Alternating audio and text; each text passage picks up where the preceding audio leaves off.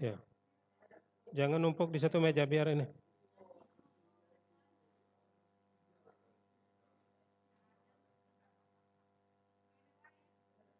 Pak Jis itu biar mahasiswa aja, saya nanti Pak Jis. Itu Pak Jis.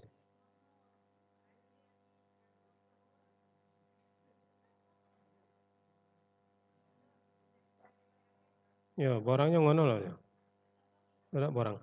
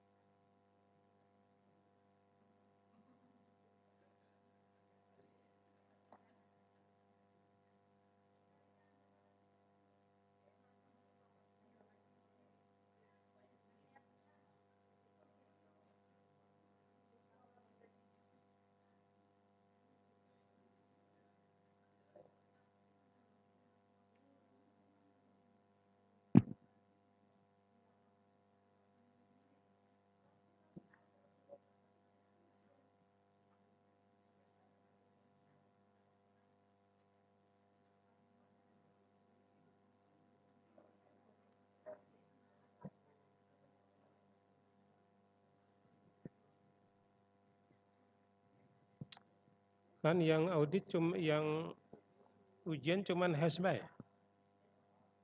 Iya, HESBA yang ujian. Iya, cuman maksudnya prodinya enggak tugas. Iya, prodi HKI enggak tugas. HESBA. Iya, apanya?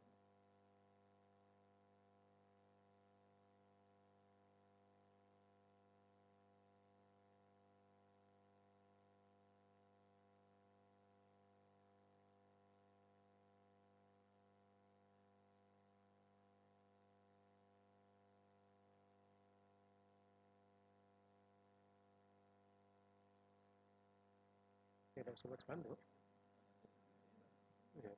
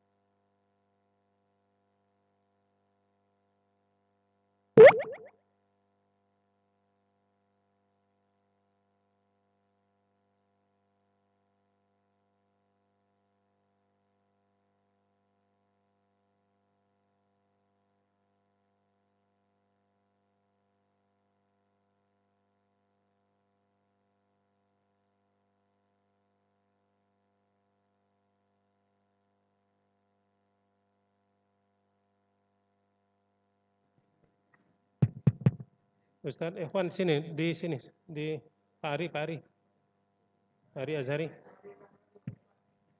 Isi apa meja satu ini.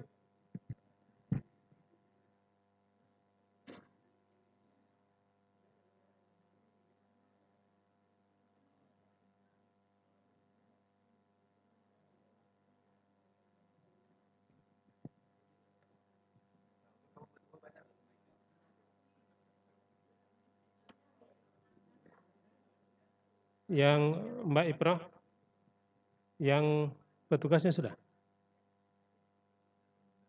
Sudah ya? Boleh.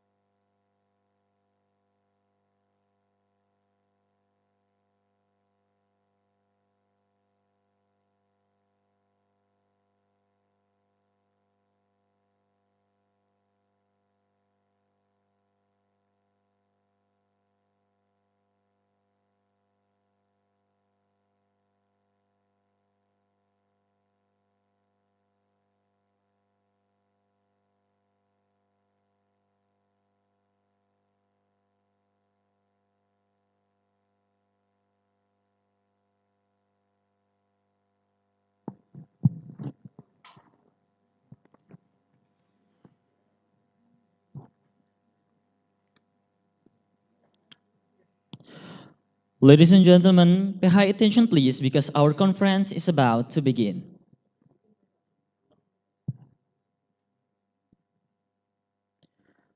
Bismillahirrahmanirrahim. Your Excellencies, Rector of Raden Fatah State Islam University, Palembang.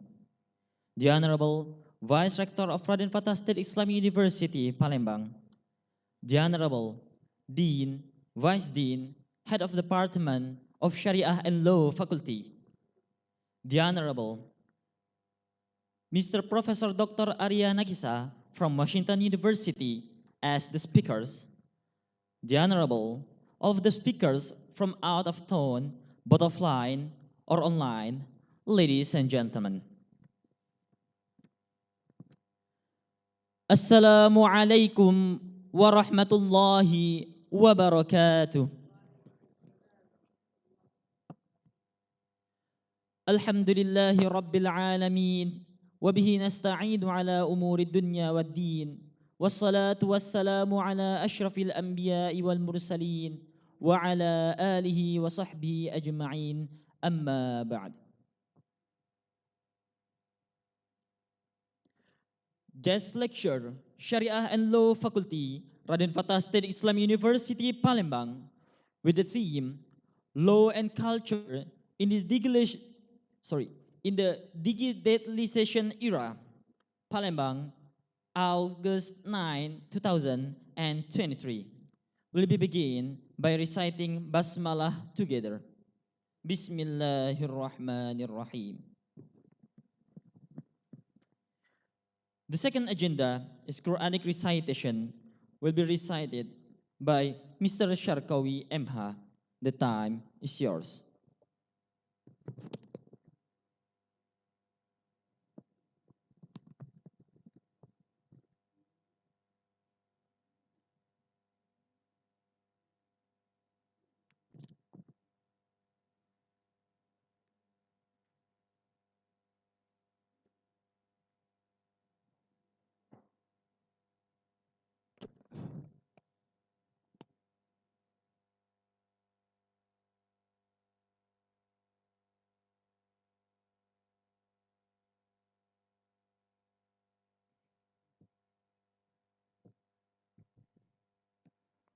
Assalamualaikum warahmatullahi wabarakatuh.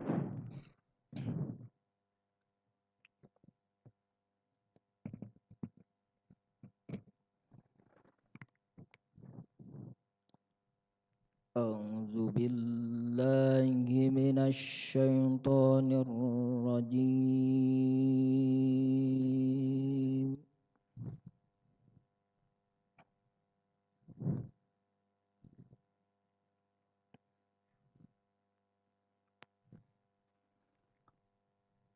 Bismillahirrahmanirrahim.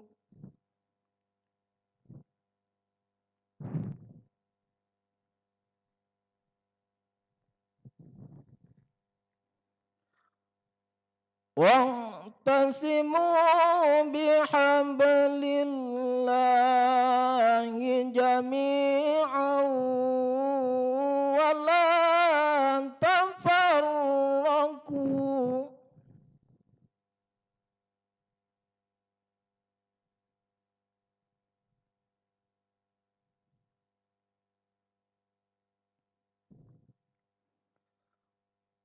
واذكروا نعمة الله عليكم إذ كنتم أعداء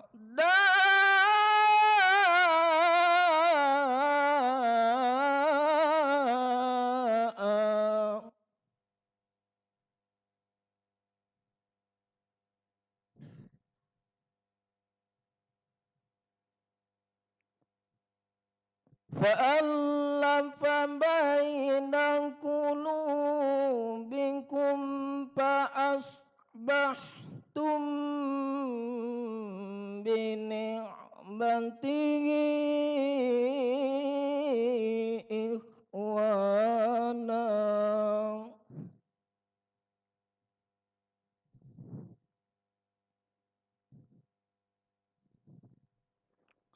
وكنتم على شفا حفرة من النار فأنقذكم منها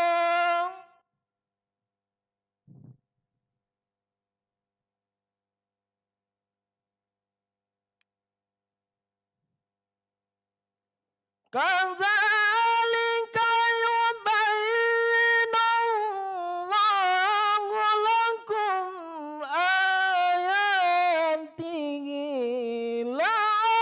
لعلكم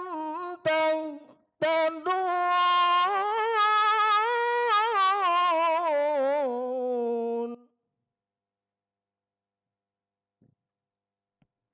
كذلك يبين الله لكم آياته لعلكم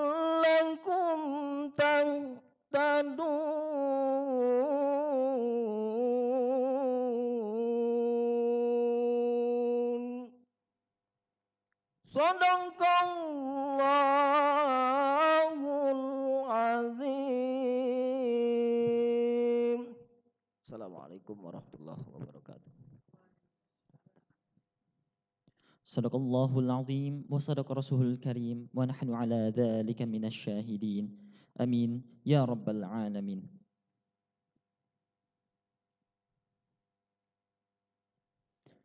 Singing the national anthem Indonesia Raya and Raden Fatah State Islam University's Mars. Ladies and gentlemen, please stand up.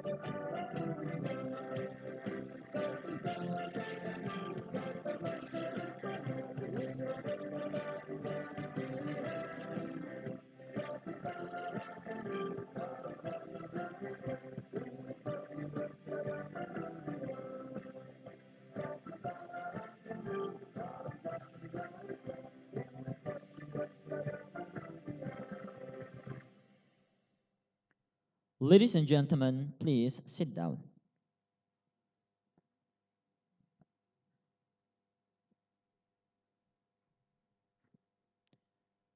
The welcoming speech from Dean of Sharia and Law Faculty will be delivered by Mr. Dr. Haji Muhammad Harun M.Ag. The time is yours.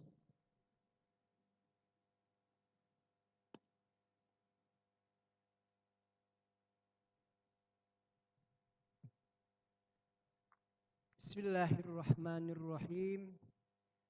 Assalamualaikum warahmatullahi wabarakatuh.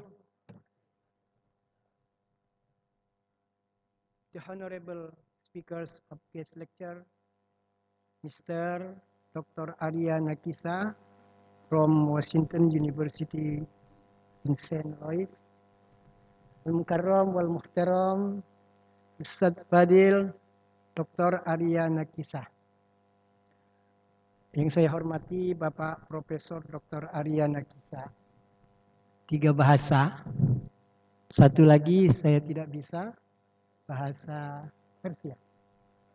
Ya, banyak beliau ini. Bahasa Inggris, bahasa Arab, bahasa Indonesia fasih. Kalau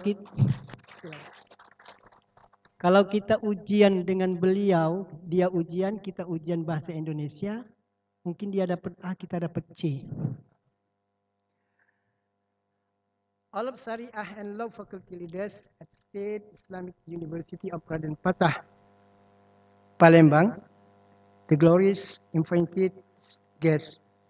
Alhamdulillah, alhamdulillah wa kafa wassalatu wassalamu ala sayyidil Mustafa wa ala alihi ahli sidqi wal wafa. Asyhadu an la ilaha illallah wahdahu la syarikalah wa asyhadu anna Muhammadan abduhu wa rasuluh la nabiyya ba'dah. Allahumma salli ala sayyidina Muhammad wa ala ali sayyidina Muhammad. Praise be to Allah subhanahu wa ta'ala who has given us His grace, tawfiq, hidayah, so that today we can attend this lecture in good health. Our gratitude goes to the committee which has prepared in this guest lecture with the theme Law and Culture in the digitalization era.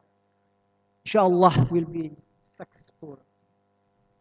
Dear ladies and gentlemen, we need to say that the guest lecture is routine activity on Faculty of Syariah and Laws of State University, Islamic University of Raden Patah, which aim to improve understanding and handling ability academics, in particular in the field of Syariah and law, so that will capable give energy for civitas academic for role as well as an active in implement the three dharma of higher education.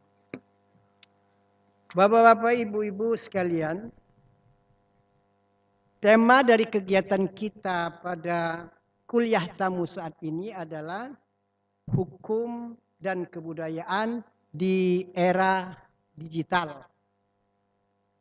Pilihan tema ini mencerminkan adanya kenyataan dalam hukum kita dan budaya kita. Kedua bagian ini adalah bagian dari kehidupan kita yang tidak terpisahkan. Kebudayaan adalah satu komponen penting dalam kehidupan masyarakat, khususnya struktur sosial.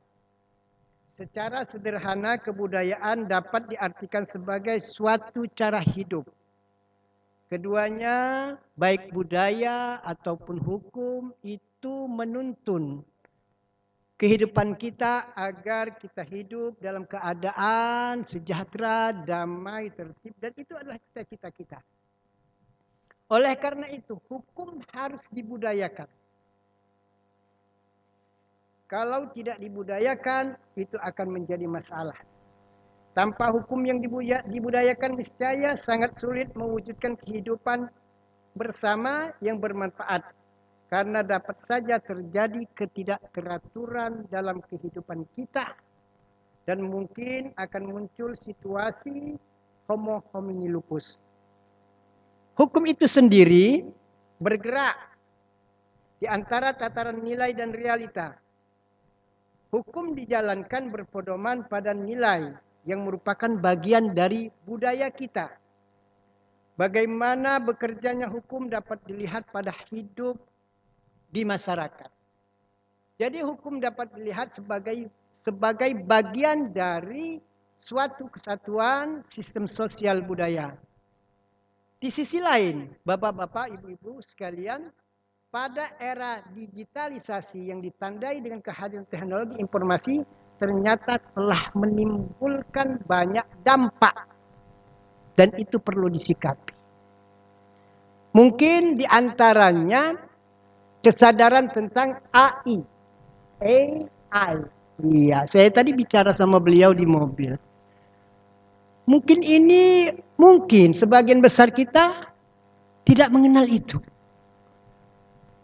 Artificial intelligence. Saya saja baru mengenal ini dalam minggu-minggu ini karena kita mau seminter. Saya mencoba bertanya ke beberapa dosen, juga tidak memahami itu. Ini bahaya.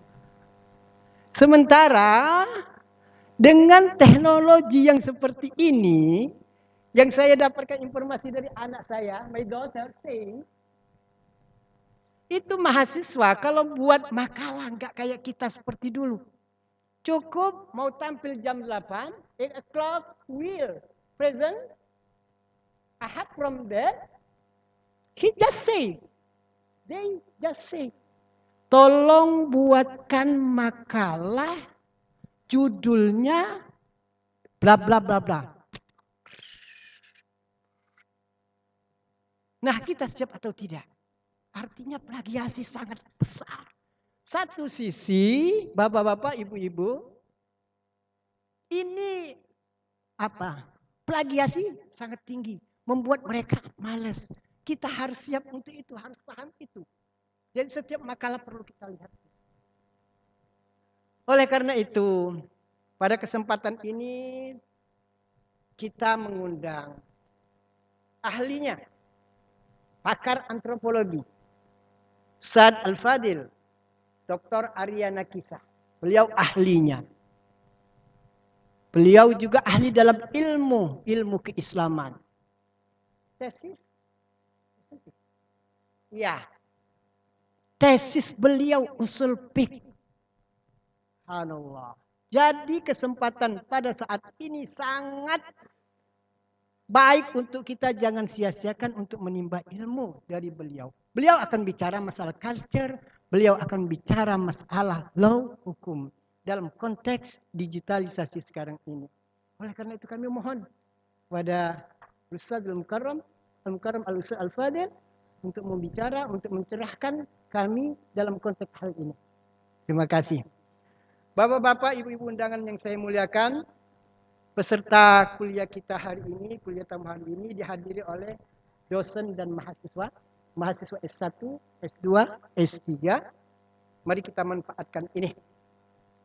Akhirnya dengan selamat datang, Prof. Silakan di depan, Prof. Dosen senior kita, Profesor pertama kali Fakultas Syariah, Prof. Holidi, Prof. Dr. Holidi, MA. Akhirnya saya dengan kerendahan hati dan dengan segala kekurangan yang ada, jika pelaksanaan ini ada kekurangan, kami minta maaf dan atas nama pimpinan mungkin akan secara formal kita buka acara kuliah tamu hari ini.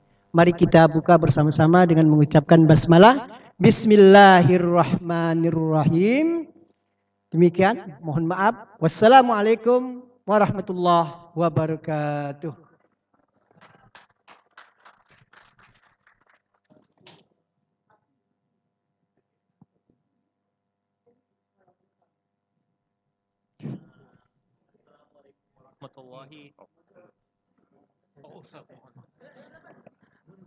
Well, ladies and gentlemen, this is the highlight of our agenda. Guest lecture by Professor Dr. Aria Nakissa with the theme Law and Culture in Digitalization Era. And for this section, will be guided by our moderator, Mr. Sandi Wijaya. But before that, let me explain or read the curriculum vitae of Mr. Sandi Wijaya. Mr. Sandi Wijaya was born in Tebing Bulan, 3rd of November 1993, and also he got the bachelor degree from Raden Fatah State Islamic University, Palembang, and also master degree in Sunan Kalijaga State Islamic University, Yogyakarta. Mr. Sandi Wijaya also has published several papers and also has got several achievements start from province level until national level. Well, ladies and gentlemen, please welcome Mr. Sandi Wijaya.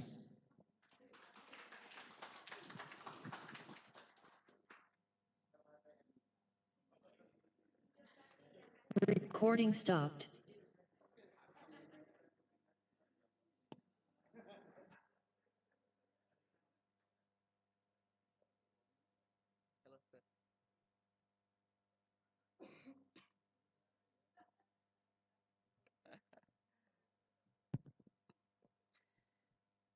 Well, thank you so much for our Master of Ceremony. Bismillahirrahmanirrahim. Assalamualaikum warahmatullahi wabarakatuh.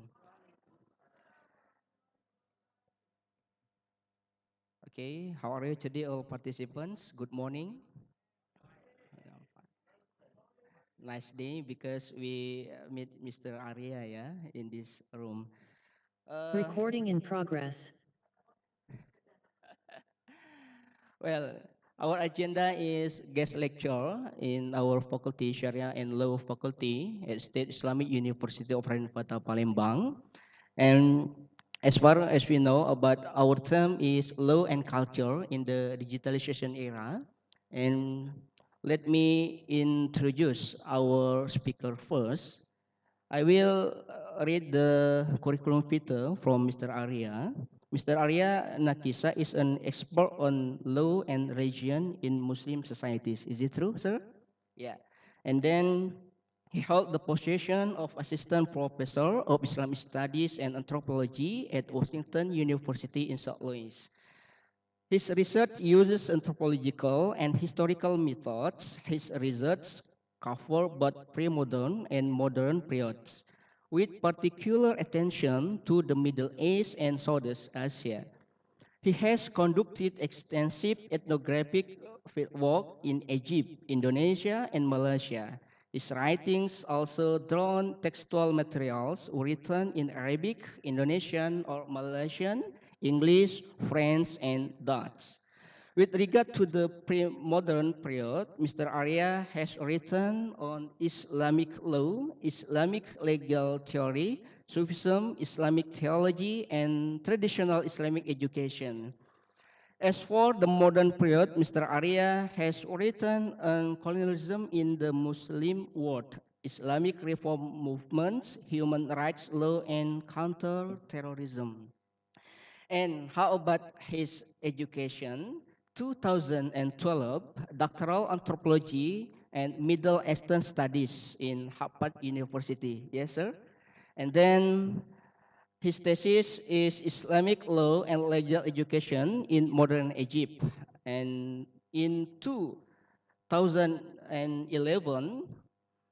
Islamic law, fiqh and usul fiqh, International Islamic University, Malaysia. He is double degree for Master of Degree. And then 2008, Anthropology and Middle Eastern Studies in Harvard University. And 2006,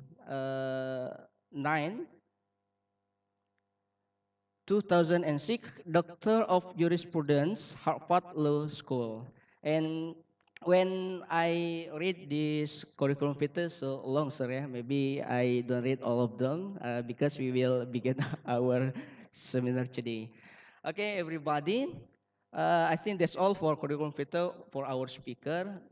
And then we hope our speaker can present his presentation and to Mr. Aria, please. Okay. Assalamualaikum warahmatullahi wabarakatuh. Waalaikumsalam.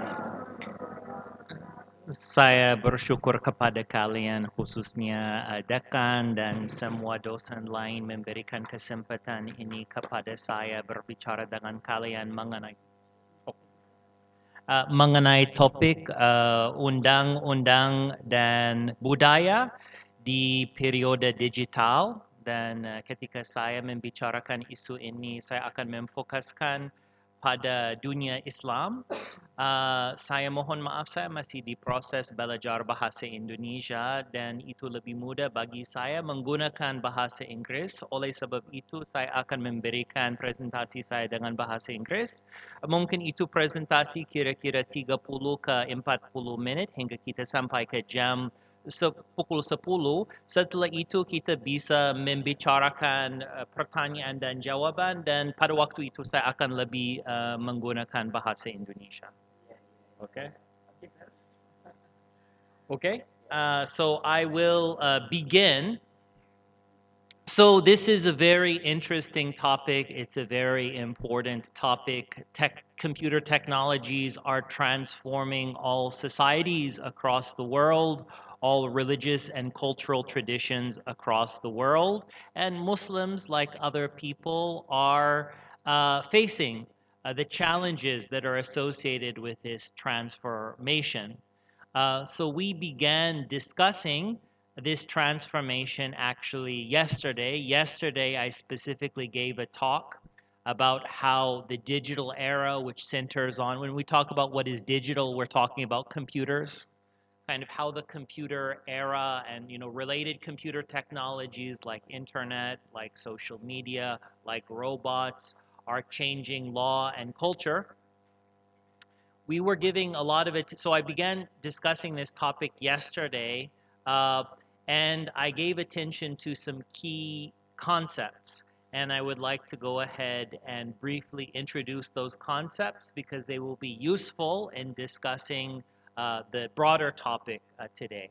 So one of the concepts that I discussed yesterday was artificial intelligence. And then I talked about how artificial intelligence is related to robotics and cybernetics, and kind of this new concept of society 5.0. So once I clarify those basic concepts, then I will talk about how they relate to law and culture in the Muslim world.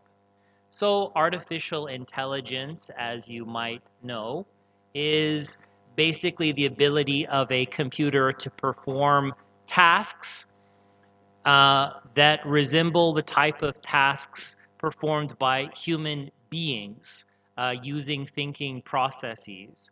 So, for instance, early examples of AI involved programming a computer to play chess.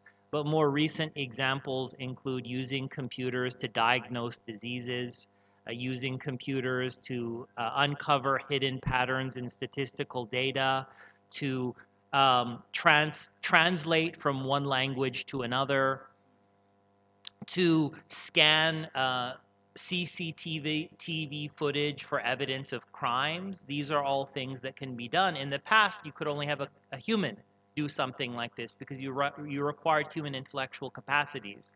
Now, increasingly, AI has advanced to the point where it can do these things. Now, AI is so AI involves the ability to do these human-like processes where you go ahead and collect information and analyze information, and also an AI will be able to learn how to do new tasks. So these are all things that only human beings could do in the past. So you have AI, but AI doesn't function alone. You can implant AI into robots, and you can implant AI into human beings. So for instance, you could implant an AI with the ability to do certain tasks into a robot. So for instance, you could put AI into a robot with arms and legs, and you could ask that robot, or the AI-powered robot could do things like cook for you and take orders at a restaurant, or go ahead and function as a cashier at a store. So it could go ahead and calculate and go ahead and check people out of a store. You could have an AI-powered robot that you give a gun to, and you could have it fight wars. You could have an AI-powered drone, and you could have it do things like surveil a territory and pick out enemies and attack those enemies. You could have an AI-powered robot do things like assemble products at a factory and then fly those products out to human beings. So for instance, you might say, oh, I want to buy, you might contact a online store, maybe Shopee, maybe Tokopedia, and you might say, I want a birthday cake that says, congratulations, 30th birthday, Marlena. Okay, write this on the cake. The AI can bake the cake, make the cake, and then an AI robot could deliver it to your house the same day. Now, the examples I'm giving are not hypothetical, imaginary examples. These are literally examples drawn from real life. We're starting to see AI-powered robots of this type used in places like the United States, places like Japan. And in Indonesia, you can also see the beginnings of these processes. We're talking about the use of implants, not AI-powered implants.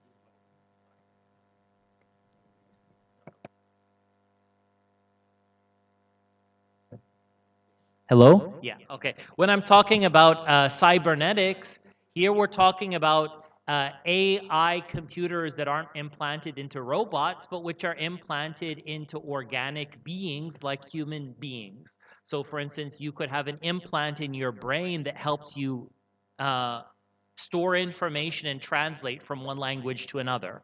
You could have an AI implant that regulates your bodily functions. So for instance, it might control your heart rate to ensure that you don't have a heart attack. It might monitor and control your heart. It might monitor and control your metabolism to help you lose weight. It might go ahead and administer antidepressant medication to you, or psychiatric medication in situations where your body is experiencing some kind of problem with depression or schizophrenia.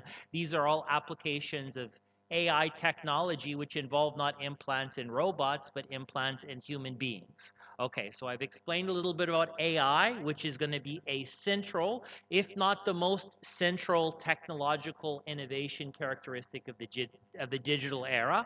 And then I've explained how AI really doesn't function alone. AI is attached to things like robots, and it can be implanted even in human beings or in reality animals as well, and that's cybernetics. And then this notion of society 5.0 that I was discussing yesterday is basically the idea of a society where ordinary, conventional human beings are very rare.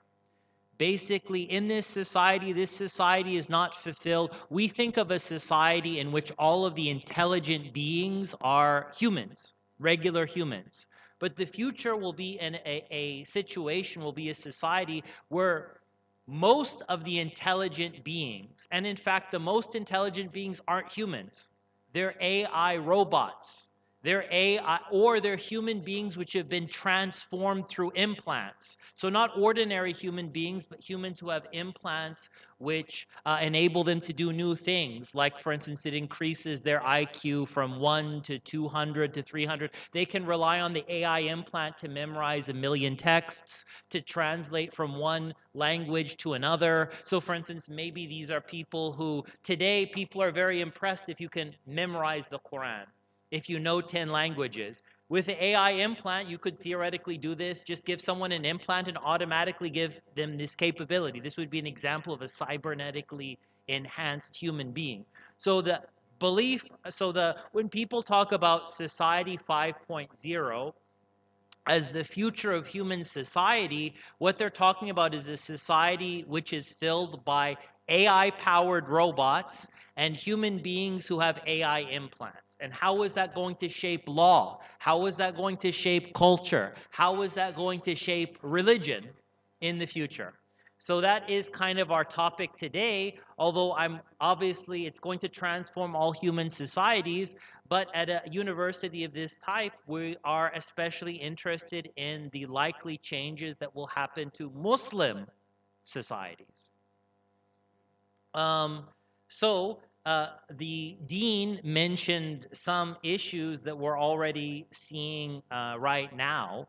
The possibility, so right now the most important, the most popular AI there is in the United States is something called ChatGPT, which was introduced within the past year. It now has over 100 million users. It's freely available online.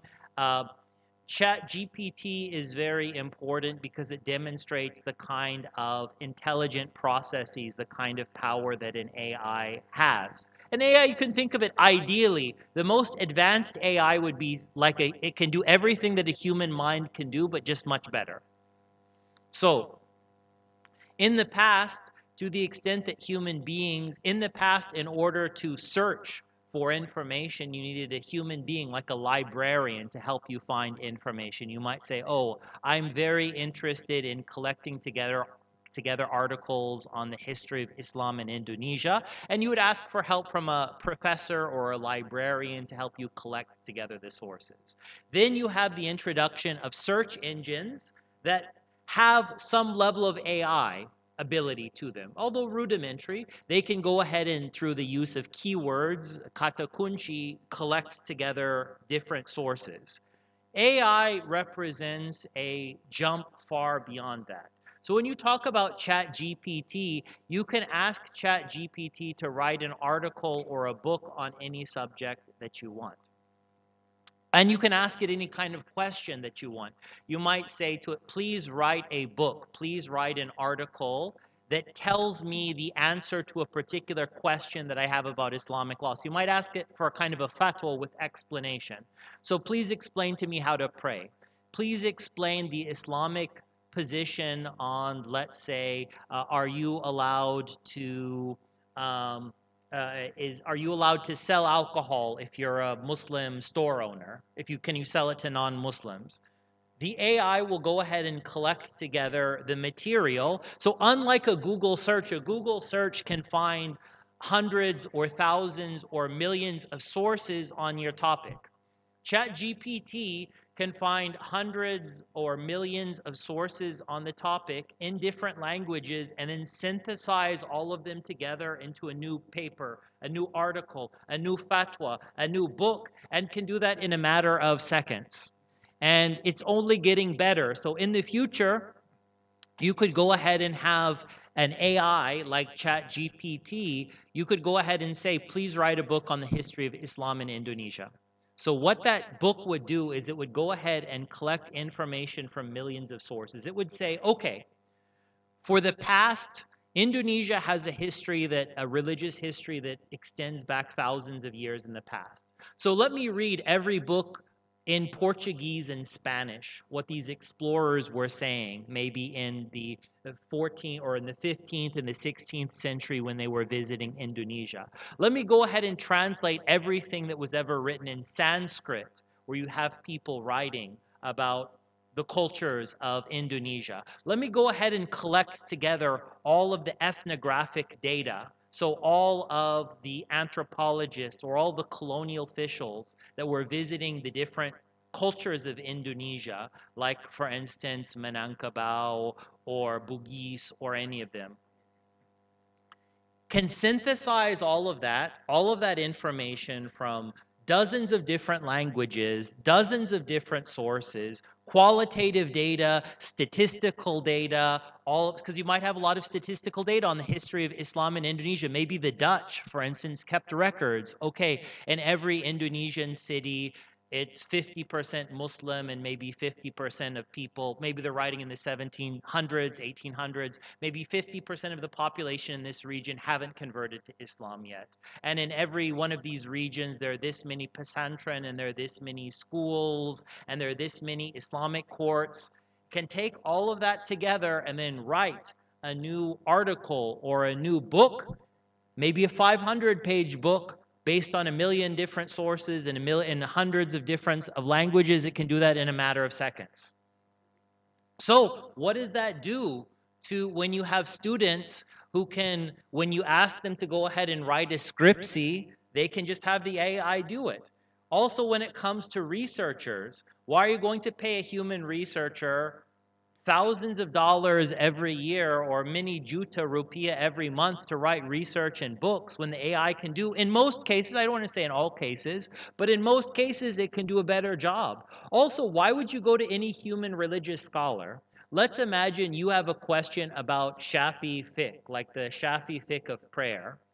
You ask a human religious scholar, they're a human being, they can say, okay, I studied this matan and I studied, this or that.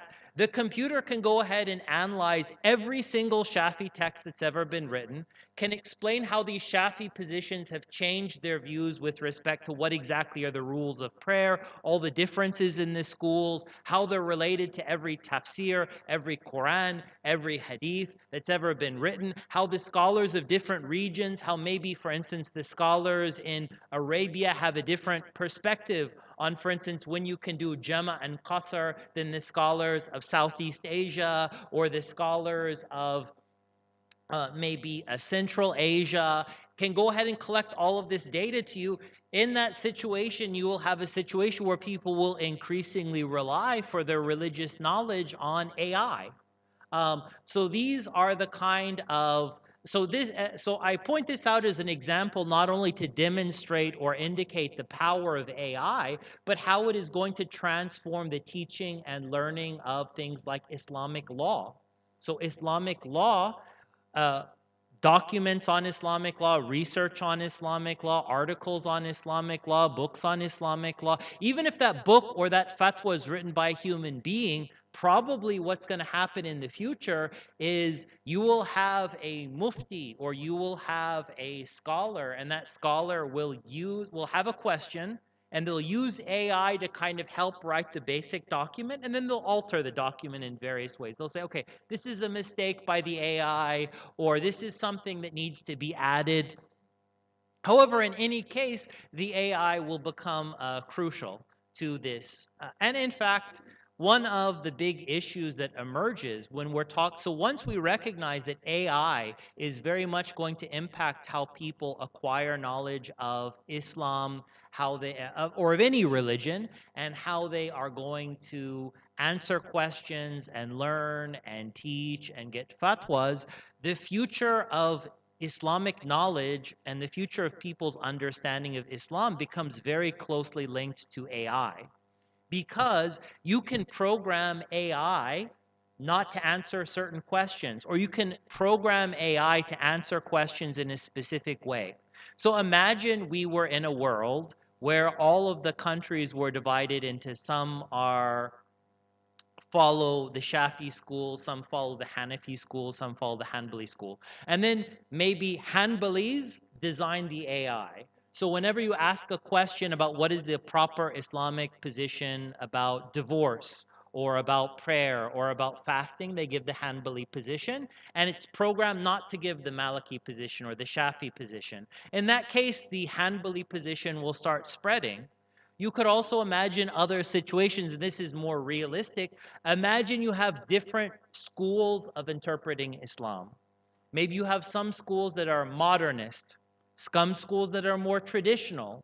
What happens when every time you ask the AI, it gives you a modernist perspective, a reformist perspective, as opposed to a more traditional perspective?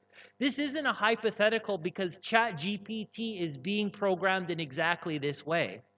All of the countries that are leading AI programming, like China, like Japan, like America, like Europe, are programming ChatGPT, and they're also programming Google to give particular answers to religious questions, not only in Islam, but also in Christianity, in Buddhism, or Hinduism, because they say we want to influence the values of the entire world.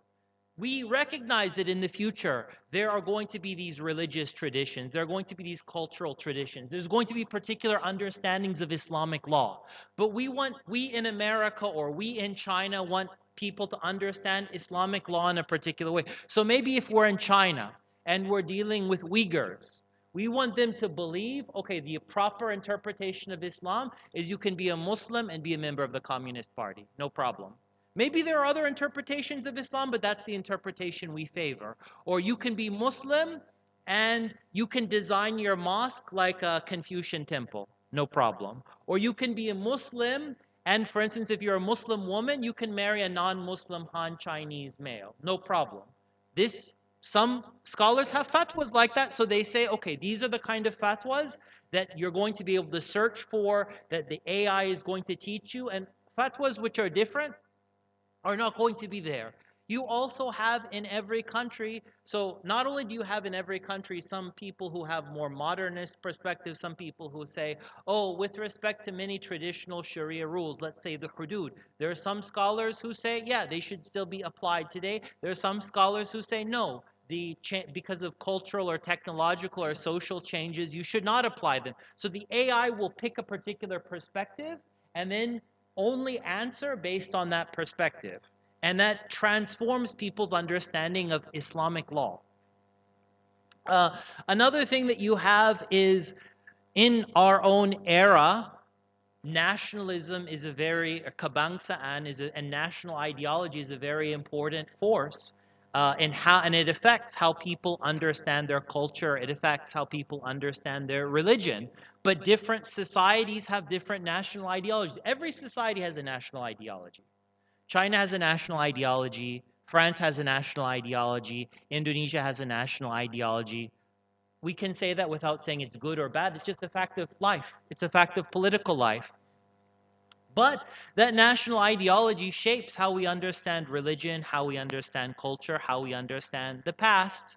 So if we have an AI programmed such that it has the values of American national ideology or French national ideology, it's going to interpret culture and religion in a particular way. So for instance, if France designs the AI, it's going to design the AI so if a Muslim living in France says, if I'm a Muslim woman, do I have to wear hijab when I go to school? The AI will give a fatwa, no, you don't have to.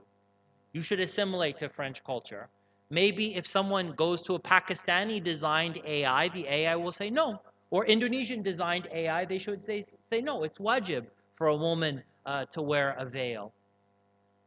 So Indonesia, of course, has its own national ideology, Pancasila, and that ideology leads to a particular interpretation of Islamic texts. Okay, that's fine, but if Indonesian institutions, if the Indonesian government isn't designing the AI, then that's going to affect how people, when they understand the Islamic religious tradition, when they understand their local culture, they will not be interpreting it based on Pancasila values.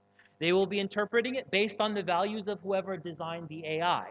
I'm not saying that's a good thing. I'm not saying that's a bad thing. I'm saying that's the reality of this situation. And that's why the question of AI is so connected to politics. Now, even beyond AI writing letters, beyond AI writing or writing fatwas or writing books or writing articles, AI is also being used aggressively to shape culture in a different way, and that is through internet searches.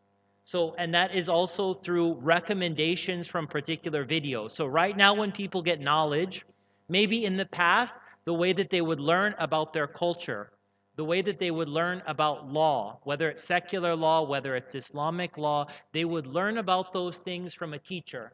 Maybe they would learn those things from a kiai, or they would learn those things from the cultural practice they would see in their society, their parents, their kiai. Then after that, people started learning more based on printed books.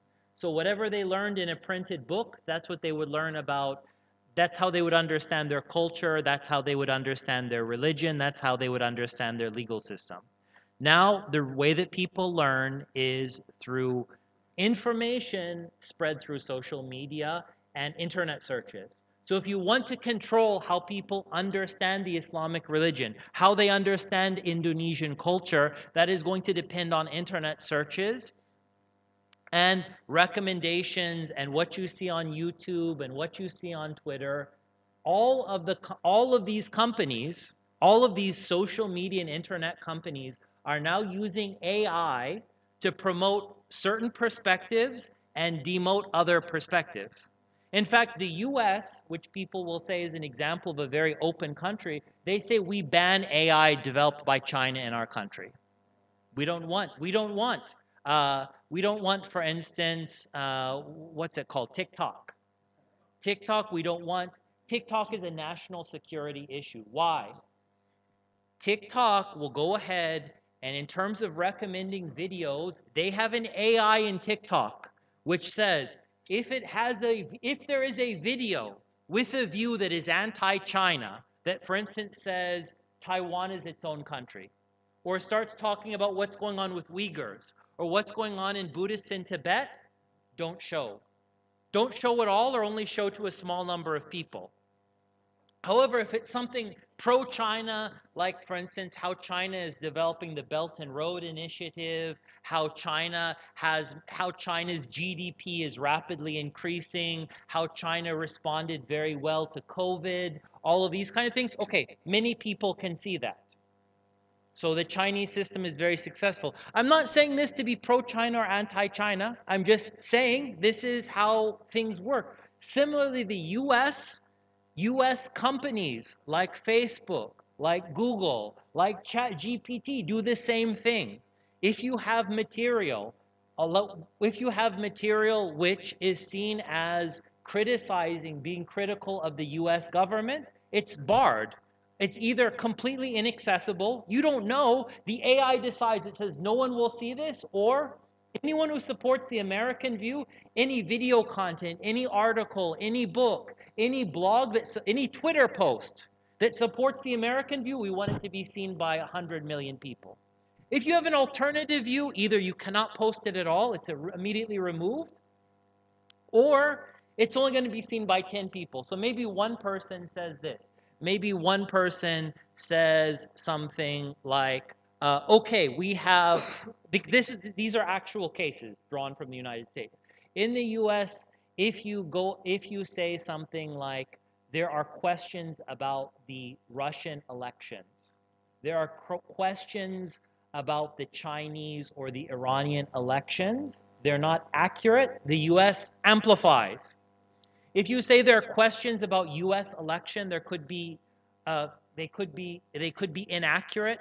There could be corruption. They say this is banned. You're not allowed to talk about this. They say this is called illegal conspiracy theory. If you go ahead and say, for instance, something which is pro-Ukraine in the war, they say amplify. Many people can watch anything bad that, let's say, Russia did to Ukraine. But if you start spreading things that are pro-Ukraine, pro-Russia against Ukraine, then they say that has to be removed. Or even if you talk about historical events. In the United States, you're not allowed to say, in the United States, if you put online that Saudi Arabia, for instance, participated in 9/11, or Iraq was behind 9/11, or Iran was behind 9/11. They were part of this terrorist attack. That's illegal. You can spread that as much as you want. But if you say, no, I don't agree with that, maybe you say some other country, maybe even the US was behind that, this is considered barred, dangerous conspiracy theory. I'm not saying this is bad. I'm not saying this is good. But it is clear that political values are shaping what people can search for, what videos they can see, what tweets they can see. And the reason why this is possible is not, and this shapes how people, the future development of law and culture. Because if people say that America, for instance, has the best society in the world, they're going to go ahead and take an American model and interpret and go ahead and change their culture, change their law, change their religion, such that it more reflects the American model. So it incorporates the success of American values. On the other hand, if people see China and they say, oh, China is very successful, they're going to go ahead and alter their future development of their culture and their religion and their legal system to more resemble that of China. So it very much affects how people understand. So it's important for these different cultures, for these different civilizations, to go ahead and shape what people's perceptions are. And their perception is shaped by what they see on the internet and social media and YouTube. And the reason why things can constantly be shaped in this way is because it would be impossible for a team of human beings to decide what every one of you watches. It's impossible for a team of human beings to watch your computer, your IP address, your Twitter account, your YouTube account. There would need to be 10 people who just watch what you're doing every day because you're doing so many different searches. You're going ahead and scrolling through so many tweets. It's impossible for a human being to do that. But in AI can go ahead and control every single one of you very easily. It can go ahead and track exactly what you search for, exactly what you see, exactly what you don't see.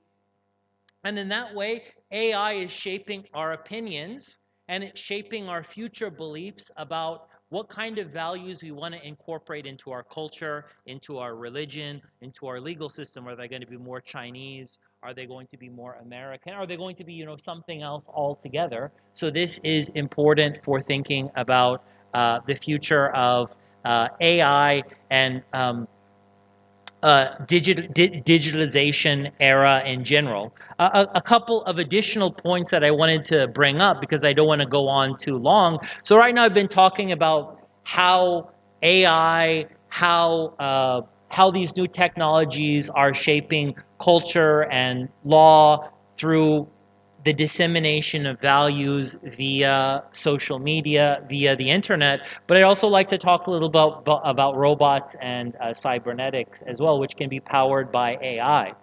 If we look at the kind of laws that are found in an Islamic scriptural texts, they're like the type of laws that we find in Buddhist texts or Hindu texts or Christian texts in certain fundamental ways.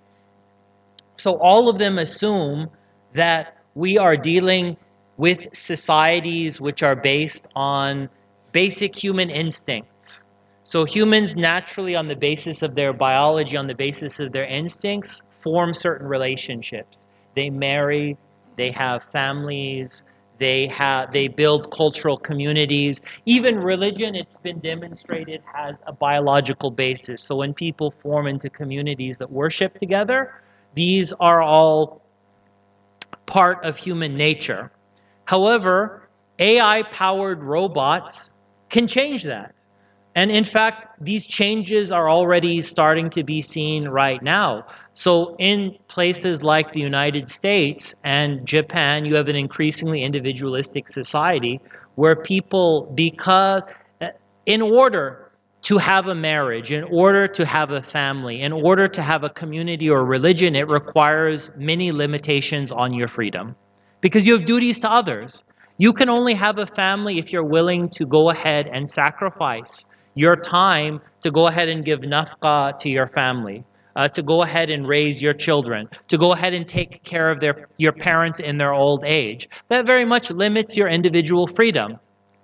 But in a world where you have people constantly talking about the importance of maximizing individual freedom and that every individual should do just what makes him happy and shouldn't care about his duties towards his spouse or his parents or his family or his community or his God and religion, you have a situation where all of these relationships no longer function and they start dying off, and you just have a society of individuals. And this is what you have in the United States, where marriage is very weak, where family is very weak, where the Christian religious community has started to collapse. And instead, because people no longer have these relationships, they're beginning to replace them with computer-driven AI. So people are, first, it was a kind of a more basic replacement. So they would talk about, okay, maybe I can't have a marriage, I'll just look at pornography. Or maybe I will depend on other kind of technologies, some kind of robot technologies to help administer medication for me or teach my children or take care of me in my old age. But now the dream of many futurists is complete replacement. So they say, look, people today, maybe children should be raised by AI-powered robots. And in fact, the most strong advocates of this would say, in fact, we have to. In fact, it's immoral if we don't have humans, if we don't have children raised by robots. Why? Because any human being might do something like punch the child, molest the child, or at the very least not teach the child as well as an AI. So that means parenting is immoral, we should rely on robots. You have a situation where people say marriage is immoral. If you go ahead and have a marriage, Some spouse is going to tell the other person, this is what you have to do, these are your duties, you can't talk to other people, you can't have sex with other people, you have to get money and work for me, you have to work for this family. These are all, and you also have a situation where people are married to other human beings. Those human beings can do things like cheat you and beat you or verbally abuse you. For that reason, many people will say, an increasing number of people are saying, it's a good idea, maybe it's even morally necessary that people don't marry other human beings anymore, that they marry AI. That's how we can get rid of rape. That's how we can get rid of domestic violence. Program a computer, never engage in domestic violence, verbal violence, those kind of things. You have a situation where people even say the future of religious life, if you want a religious community, if you can have lifelike machines or even chatbots, maybe they can go ahead and be the religious community that you're part of.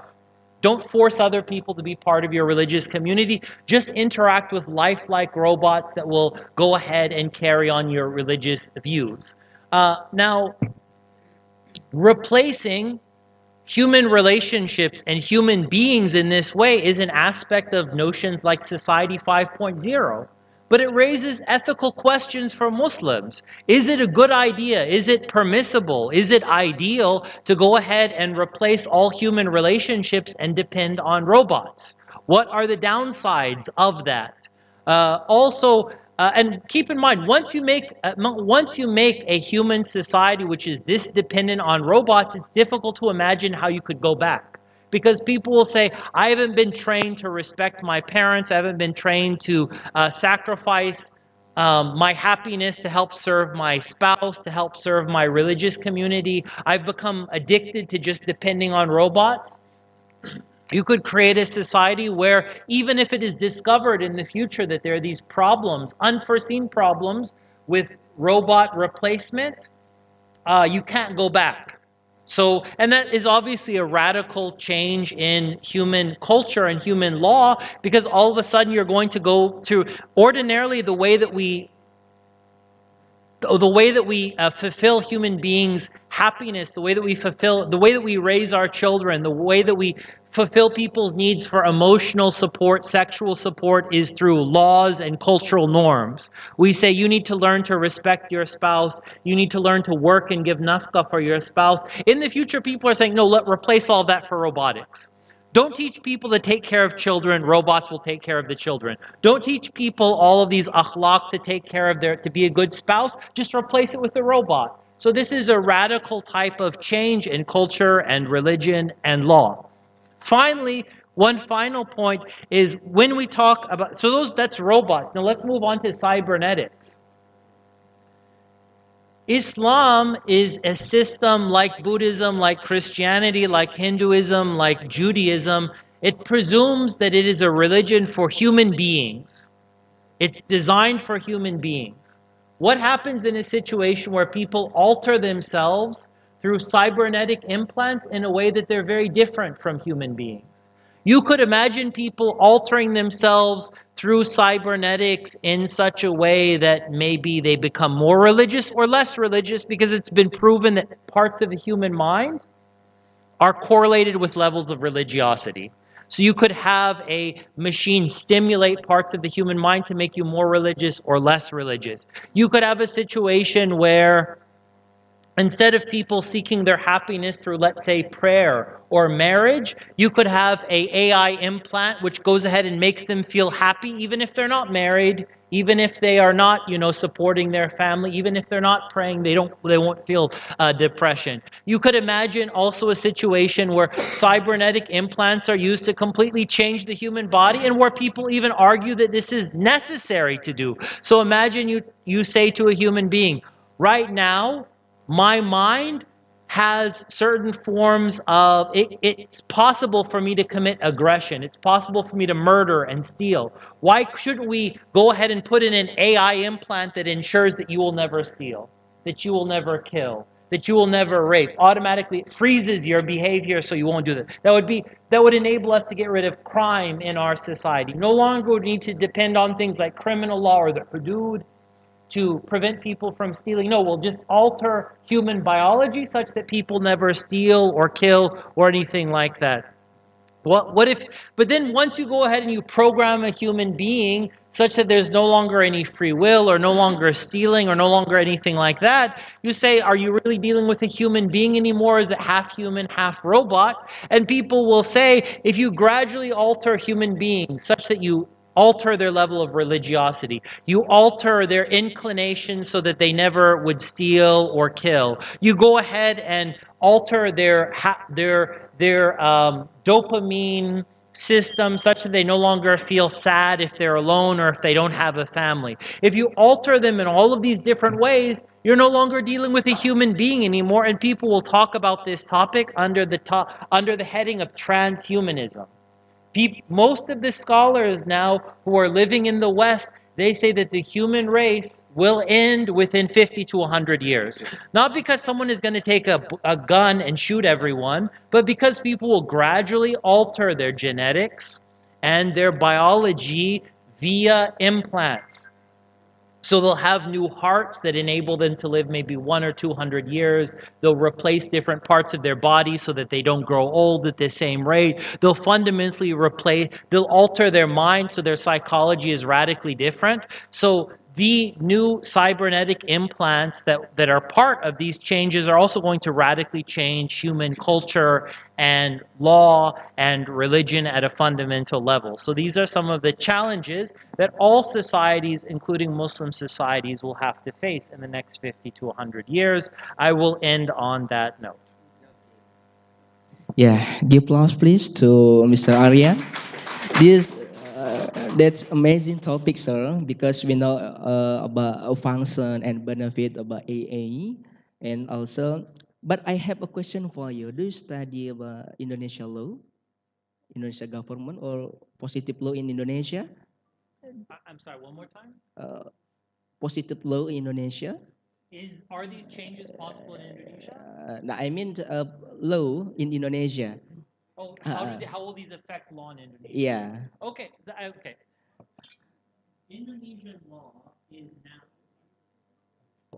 Indonesian law today and historically is primarily based on the law of other countries, in particular Western countries. They go at, so for instance, whenever there are legal changes, social changes, cultural changes in the West, they get incorporated into the Indonesian legal system. I'm not saying that's bad. I'm not saying that's good, but it is due to a number of different factors. So for instance, the US has media, social media, journalistic media, which influences the opinions of Indonesians for better or worse.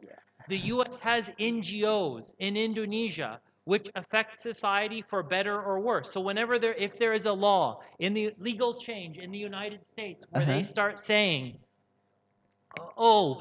we should go ahead and create a new society 5.0. We should go ahead and make brain implants legal. These brain implants will go ahead and make sure that people are happier or prevent them from engaging in crimes. The US will go ahead and spread ideas of that type through, let's say, social media, through NGOs. It will also go ahead and change the level of laws at the United Nations, and then it will be enforced in Indonesia based on Hak Asasi Manusia standards, that interpretation. I'm not saying that the Indonesian people and the Indonesian government don't have some kind of independent say. No, of course they do. But in the real world, certain countries have a lot of power. In the real world, what happens in the West and what happens in China will have effects on all societies across the world, in Africa, in the Middle East, in Asia, including Indonesia. Okay, thank you so much, Mr. Aria. Okay, ladies and gentlemen, after this we have a session for question and answer, but I will split, yeah. For the first session, I will give the three from men or woman, and don't forget to mention your name and your position. And as far as you know, if our participants not only lecturers, sir, we have researchers and then college student also in this faculty. Okay, Mr. Yazwardi, the second question. Okay, from college student. Rizky, from woman maybe. Okay, Mrs. Atika. It's okay. Mr. Rusdi, it's okay. The second session, yeah, maybe. Okay, for the first session, I will give to Mr. Yaswardi to give your question. Okay, thank you, Mr. Rosandi. I feel very glad for this morning, sir, because I'm the first to respond, and we have much time to discuss about the AI. Mr. Aria, as what we know, in theoretical of law, yeah, the academic from America,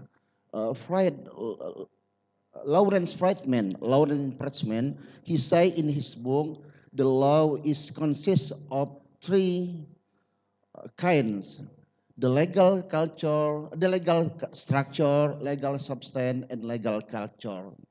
Of course, the three parts of law, it must be united to implementation in our society. Uh, what do you think about legal structure, and legal culture to make legal substance? Legal substance consists of legal culture and legal substance, especially when we are now in the era 5.0 society. So I think there are many tradition, there are many culture, yeah, broken by the AI. So I think the AI, there are many opportunities, there are many challenges, but there are many threats. This the second question, sir. Yeah, the first, yeah. The second, ismah li huna an natakallama bil arabiyyah liannana fil bi'ah asy-syariyyah al-islamiyyah wa ana arabtu antum aidon fit takhassus usulul fiqh wa ana fi nafsil majal ana uhibbu usulul fiqh fi usulul fiqh hunaka al-mutaghayyirat was sawabin. Okay, tape as-su'al, Ustaz. Nam as-su'al limaza dibatas ini jadi hilang inspirasi aku dia. Aduh, ya. Tayyib. Az-zaka al-istisna'i dakhala fi majali usul fiqh. Masalan naqulu ma yata'allaku bil halal wal haram. Masalan lahmul hinzir fi as-syar'iyyah tab'an hadha haramun. Walakin kaifa ayyakuna fi ba'dil ahkam al-mu'asirah hal yumkinu ayyakuna ayataghayyara ma harrama fi usulul fiqh wa abaha fi majalina al-mu'asirah. Nam as-su'al hada Yakfi, Ustaz. yakfi. Yeah. Ana satakalam kasir fil haqiqah ya. Tayyib, syukran. Yes, please, sir. سوف أحاول أن أجيب عن هذه الأسئلة. في الحقيقة في هذه الأيام لا أستخدم العربية كثيرا لأنني أنا قد حينما تخرجت من كلية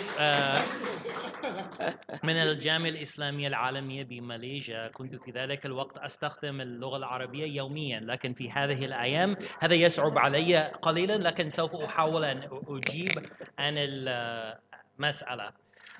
أعتقد أن واحد من مقصد من مقاصد الشريعة هي محافظة على فطرة الإنسان. فإذا رأينا أن الذكاء الاصطناعي واحد من الحاصل من استخدام هذه التكنولوجيات هي تغير الفطرة عن طريق السايبرنetics أو هذا التكنولوجي هذه الآلات تستخدم لتبدل علاقات بين الناس بعلاقات بالماكينة.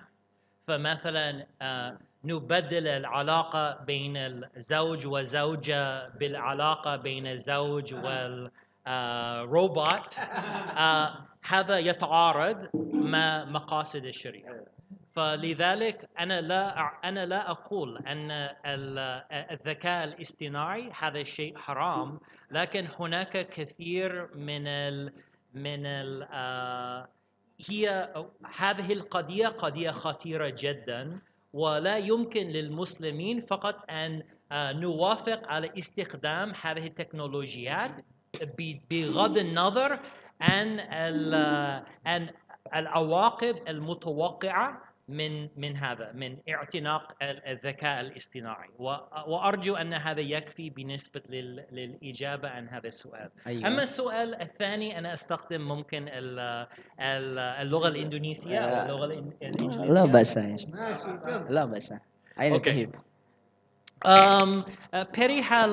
Perihal pertanyaan kedua, saya bilang tentu saja ada hubungan antara budaya dan undang-undang. Undang-undang bisa mempengaruhi budaya dan budaya bisa mempengaruhi undang-undang.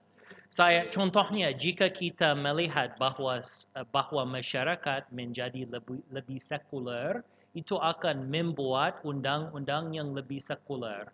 Jika kita dan juga jika kita ada masyarakat yang menjadi lebih beragama, tentu saja semua undang-undang akan menjadi lebih beragama.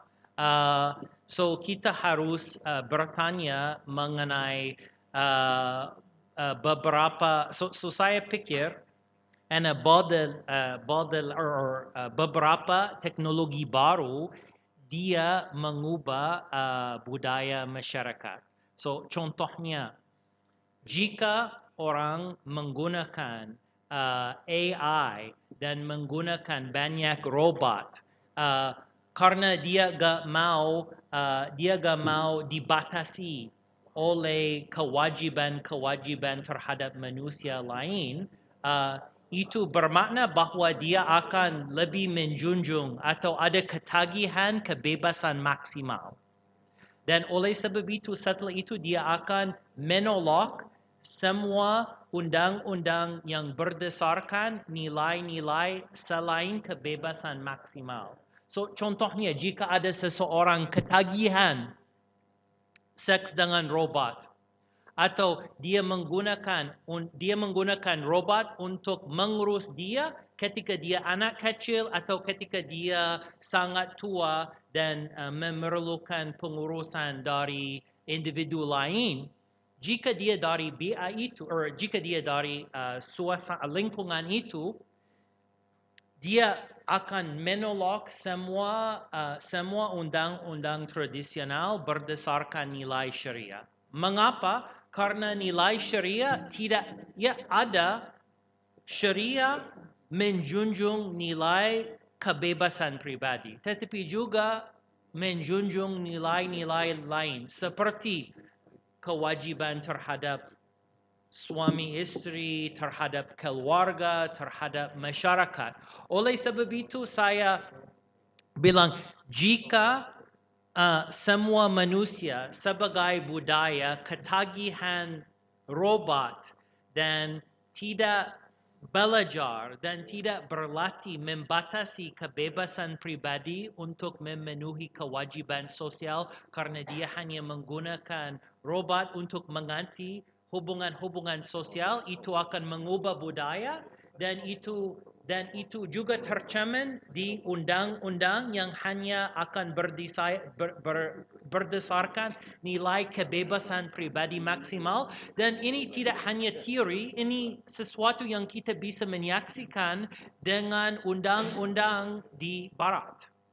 Ini kecenderungan, ini tren di Barat. Okay.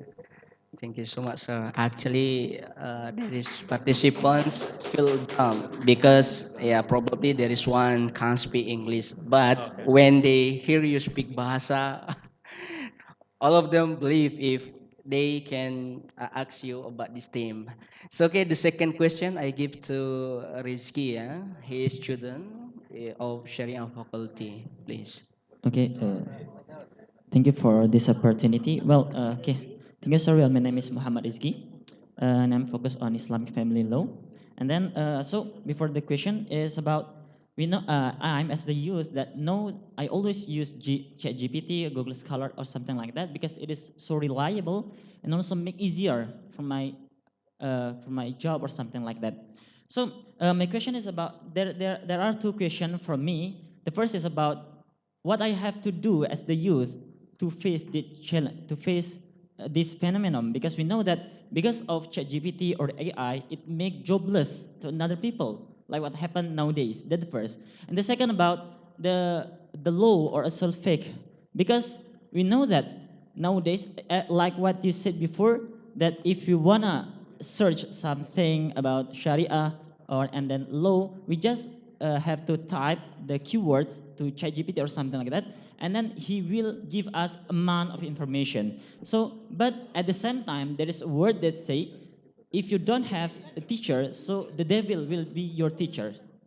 That is my question, because it's so confusing me. Yeah. Thank you. Okay. You have you would like to suggestion, yeah, from Mr. Aria. Okay, please, Mr. Aria. Yeah, so let me answer the second question first. With respect to the second question, I've also heard this statement a lot, and I think that there's a lot of truth to it because ChatGPT can give you information, but it cannot take care of your akhlaq. So traditional Islamic learning is based on the relationship. It's not just based on gathering information. It's about applying what you learn in your own life. And traditionally, anyone who wanted to become a scholar of Islam, he would become the disciple of a sheikh. And the sheikh would teach him about Islam, but the sheikh would say, I will only teach you if you apply what you learn in your life.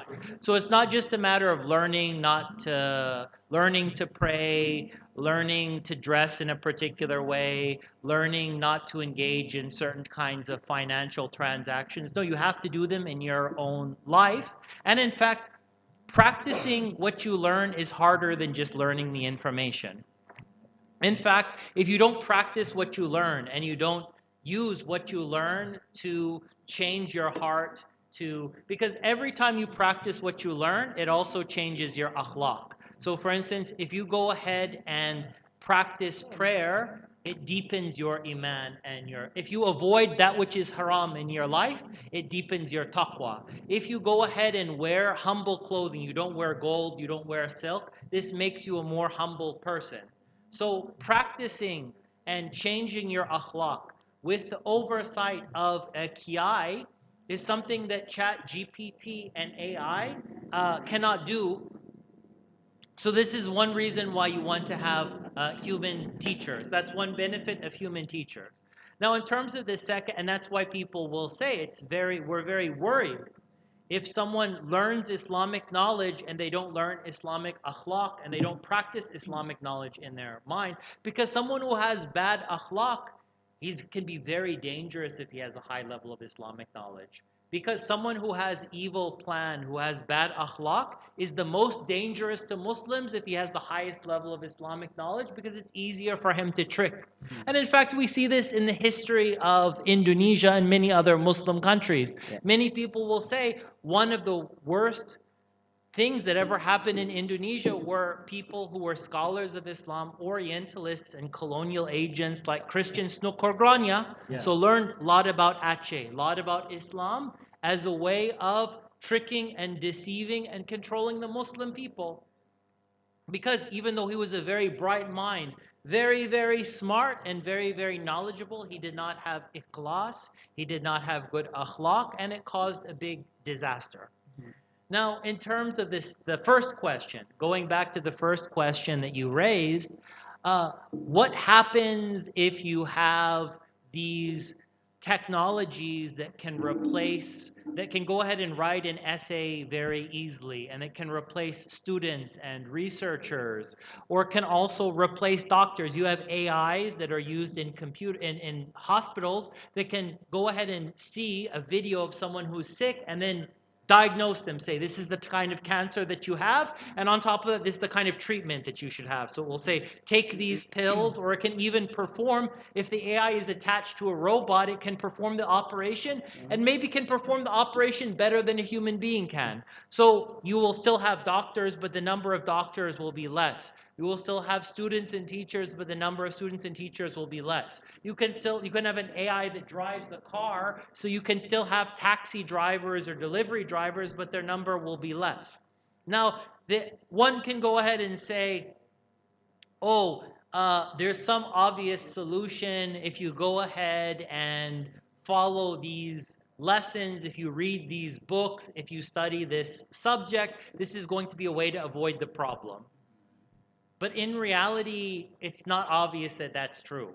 Many people across the world say there literally is no solution to the problems generated by AI unless there is massive social change. Why? Because today, the way that people make their money, the way that people get money to eat and drink and pay their rents and take care of their family is they exchange their labor. They say, I will do this job and I want money. Now, once AI can do the job and do it for less money or do it for free, why is anyone going to pay you money? Not just young people, older people as well. Fire. Everyone fired. In that type of situation, the only people who will have any wealth and the only people that will have any influence in society are those who own the AI and those who own the robots. Everyone else theoretically could starve, will not have a job, will not have any influence in society. So this is why people will say, when it comes to the AI revolution, we need to talk about redistribution of wealth in society. So one initiative that you often have is called universal basic income. They will say, if we have a society where many people lose their jobs due to AI, we need to guarantee a basic income for everyone such that they can afford, at the very least, a place to live, food, drink, healthcare, because in the past they could exchange their labor for wages so that they could use those wages to pay for their healthcare and money and food. Now, because of AI, no one will want to hire them, no one will give them a wage. So what the government needs to do is it needs to tax all of the social media corporations, all the robotics corporations, all of the AI corporations, and use those taxes to make sure that there's a minimum amount of social security. There's a minimum income for all human beings in society. Okay, thank you, sir. Rizky, do you get it? Yeah, I think that's not only for Rizky, can for all college students of this faculty. And the third question from Mrs. Atika. Yeah, please. Terima kasih moderator. Assalamualaikum warahmatullahi wabarakatuh. Waalaikumsalam warahmatullahi wabarakatuh. She is from Arabica. Yeah. No, I'm Indonesian. Saya akan menggunakan bahasa Indonesia. I love Indonesia. No Arabic, no Arabic. Sir, dari kemarin kita mendapatkan, terus terang ini untuk diri saya bingung ini apakah AI ya terkait AI ini AI, oke. Bahasa Indonesia kan AI, artificial intelligence ya. Ini kemarin ada yang mengatakan bahwa AI ini tidak mempunyai hak dan kewajiban. Tapi beberapa literatur saya melihat ada yang mengatakan bahwa AI ini bisa masuk dalam subjek hukum. Artinya dia membawa hak dan kewajiban. Kalau begitu selama ini kita melihat kan kita belajar subjek hukum itu manusia dan badan hukum. Kalau begitu nambah lagi AI ini bisa jadi subjek hukum.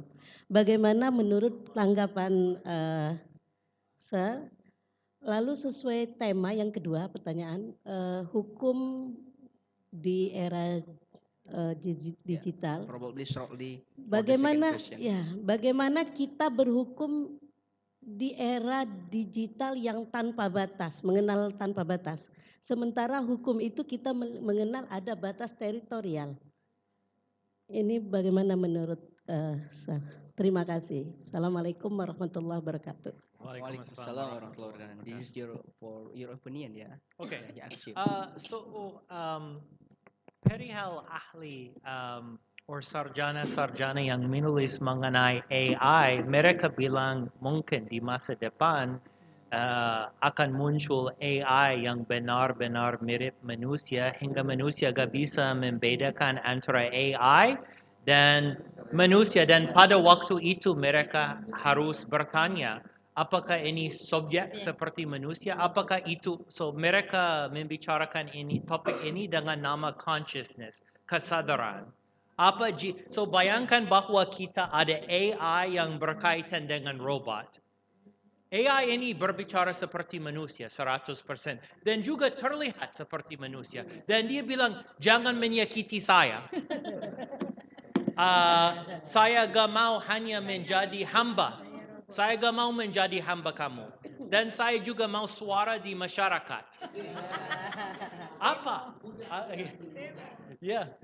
So budak. So apa jika kita melakukan dengan AI yang benar-benar berbicara begitu. So hingga sekarang kita belum menghadapi persoalan itu, tetapi sebenarnya ketika itu terjadi, saya meramalkan bahwa ada kontroversi, bahwa ada orang yang berpihak bilang, no, ini hanya robot, kita gak bisa secara, itu hanya menipu kita, itu hanya meniru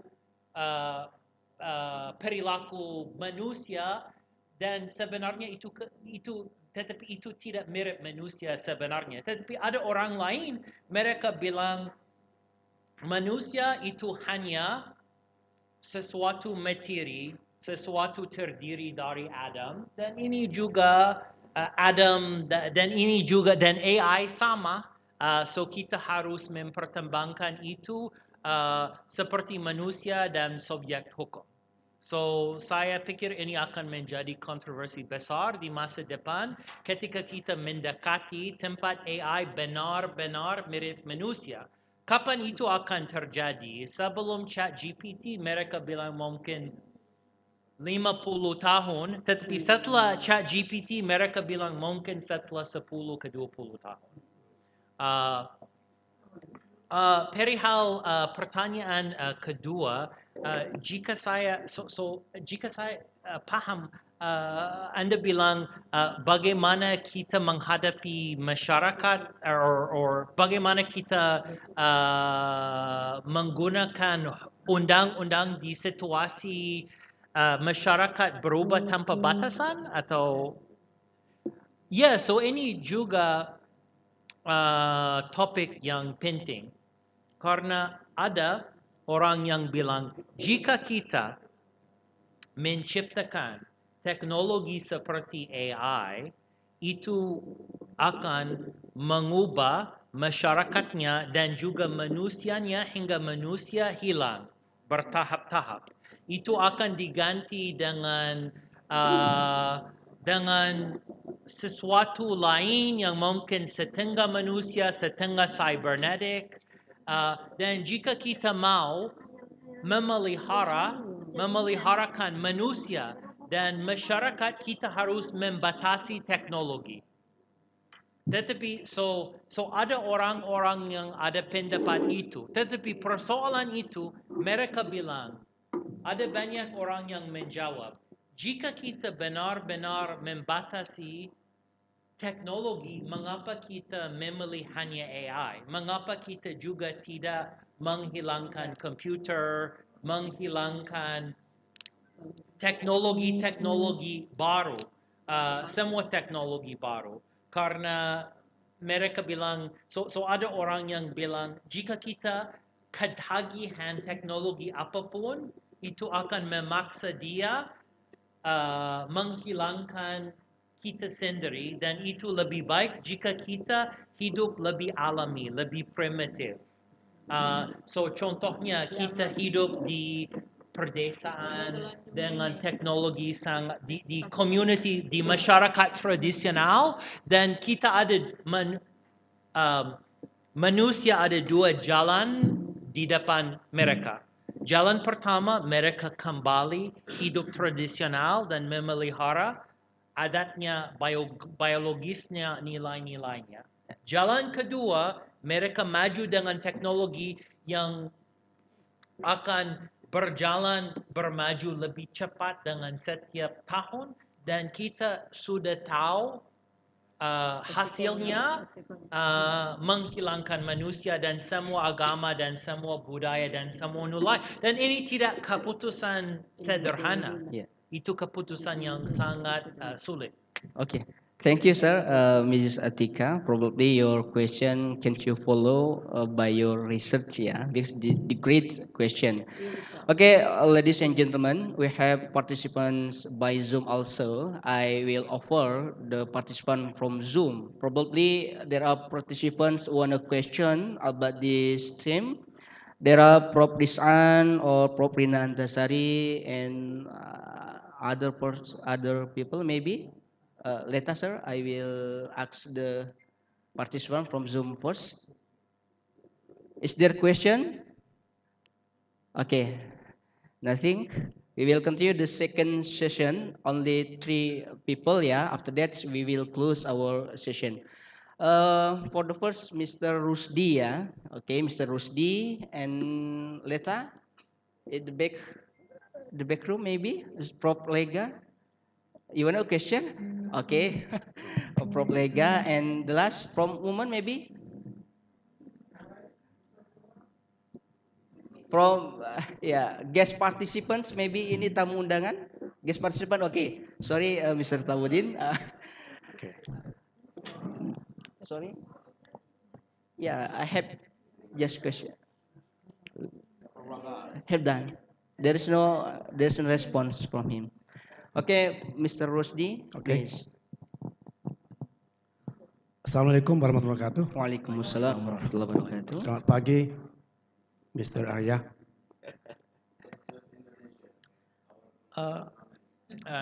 Mr. Aria, I'm not strong enough to explore any ideas and opinions about related to your presentations just now because of my age. I'm 73 years old now.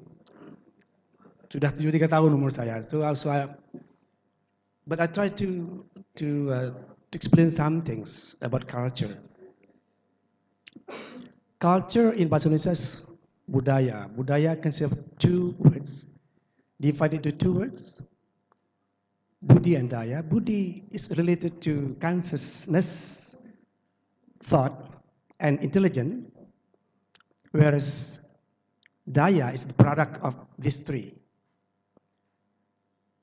So, Indonesian nation nowadays in developing countries are the users of culture, foreign cultures. We do not use our culture to produce any scientific things like what American people do. For instance, this handphone, this is product of daya. It's product of daya. Everyone has such a kinds of means, such kinds of tool that's very meaningful for everyone to research anything provided by the creator. Mm-hmm. We thank God that Mr. Larry and Mr. another ones who created Google. Google is a very important source for us to explore or to get anything, information from this. So I'm used to advising my students to use Google to get any information about this. Yeah. It means that we are not allergic to other culture. Mm-hmm. This is a product of culture. Electricity is a product of culture.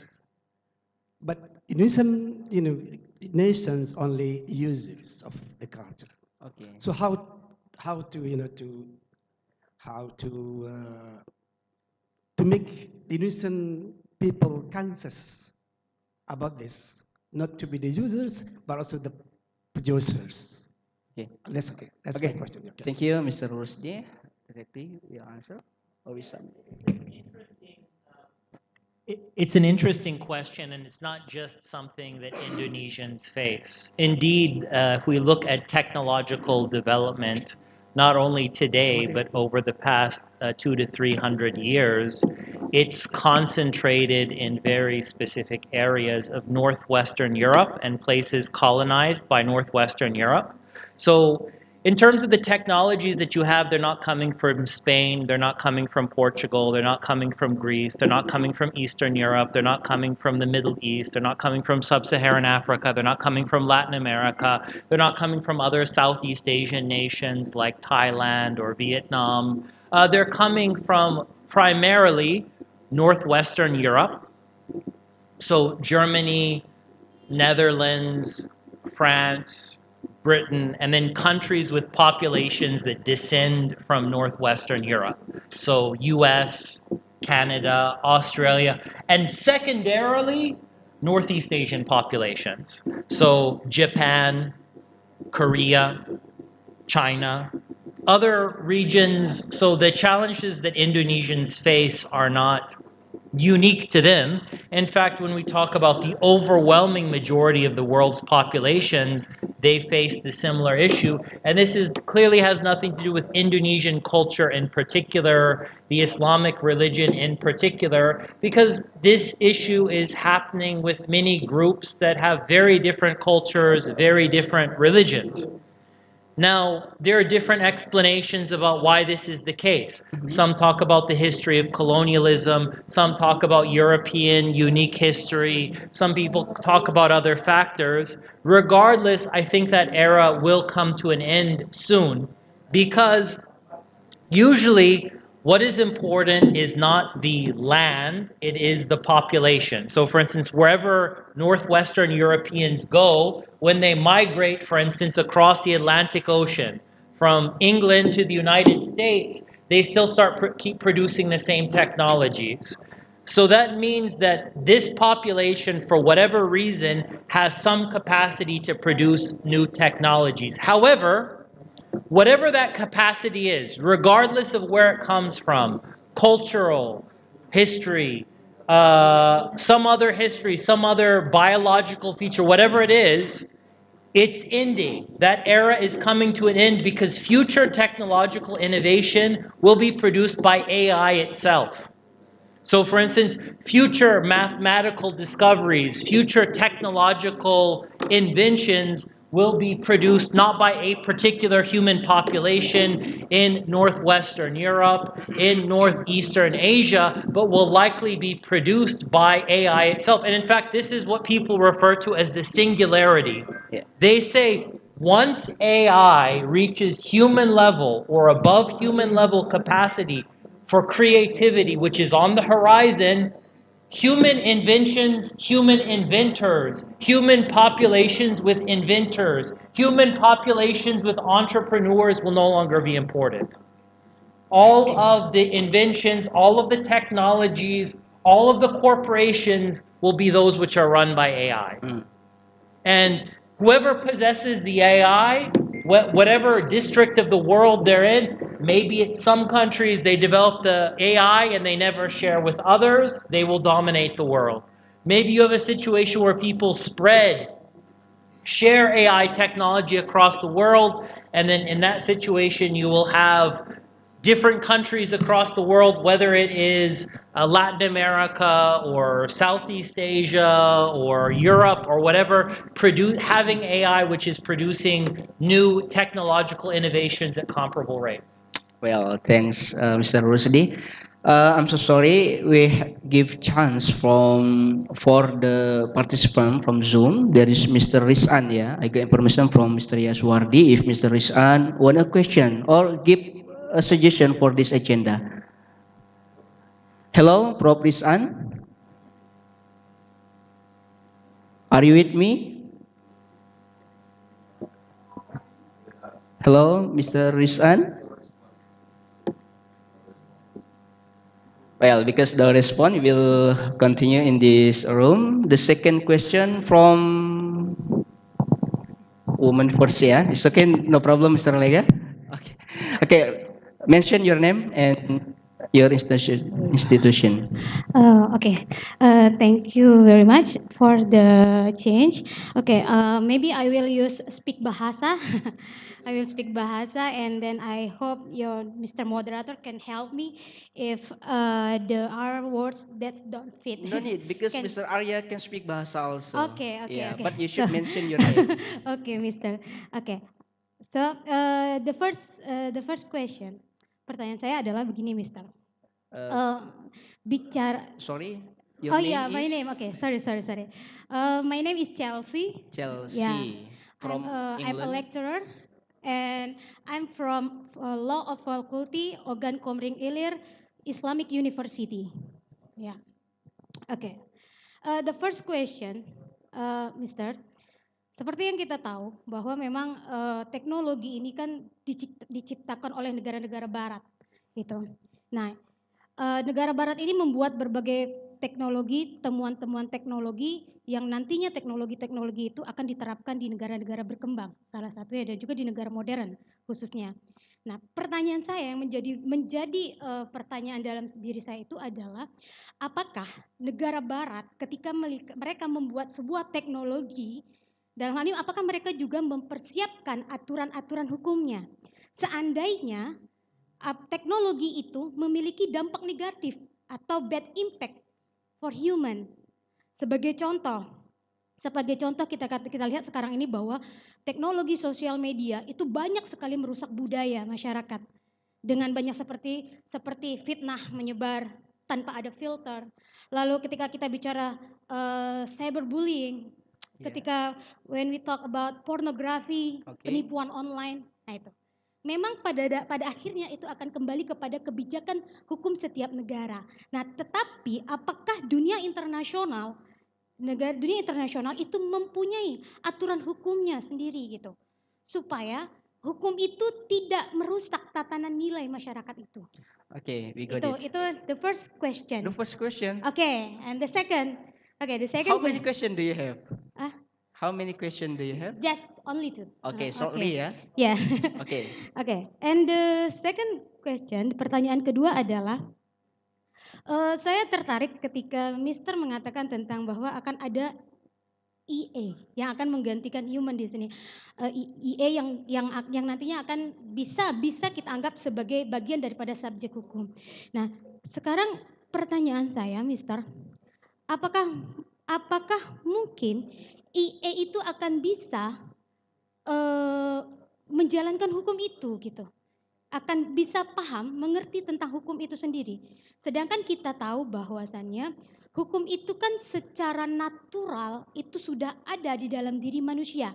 Tanpa kita bicara legal, tanpa ada aturan secara normatif, hukum itu sudah ada pada dasarnya. Sekarang apakah nanti fungsi hukum itu akan bisa melekat pada EA tadi, sedangkan hukum itu berisikan nilai gini. Apakah nanti tidak akan menghilangkan esensi daripada nilai hukum itu sendiri ketika subjek hukumnya beralih kepada EA itu? Namun mungkin itu saja pertanyaan dari saya, Pak Moderator. Thank you, Mr. for the change. Okay, you have 2 questions for Mr. Aria. Directly we answer. Ya, perihal pertanyaan pertama,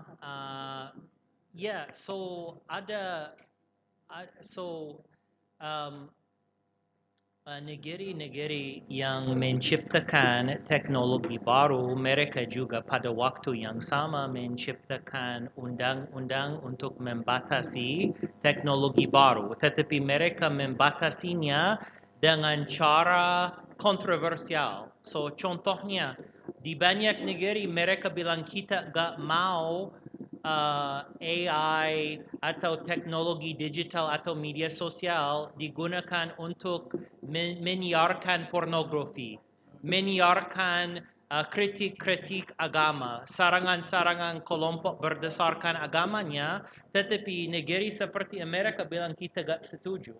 Kita harus, itu sangat baik kita menyiarkan pornografi di ke semua negeri karena itu mengajar anak-anak mengenai kebebasan seksual dan kebebasan seksual hak asasi manusia. Oleh sebab itu kita gak akan membatasi teknologi kita seperti ini. Mereka juga bilang perihal media sosial, kita bilang kita mau undang-undang membatasi media sosial, jangan mengkritik contohnya feminisme atau LGBT. Jangan melakukan itu. Itu harus dihapuskan. Perihal mengkritik agama, no silakan, itu penting banget. Karena kita mau masa depan kelompok LGBT atau feminis didorong dan dilindungi perihal kelompok-kelompok agama Kristen, Islam, Hindu gak mau. Itu baik jika mereka disekularisasi.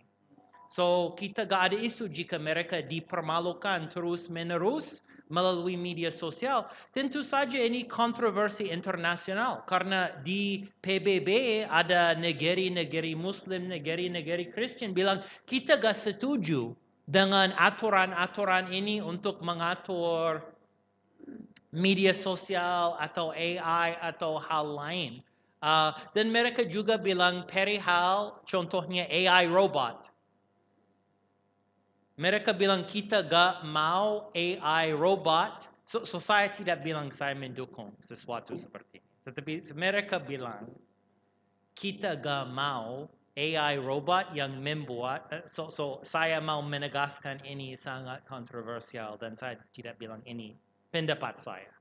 Melawan atau setuju. Tetapi ketika mereka bilang di Amerika, ketika mereka membicarakan robotik, mereka sangat takut seseorang akan membuat robot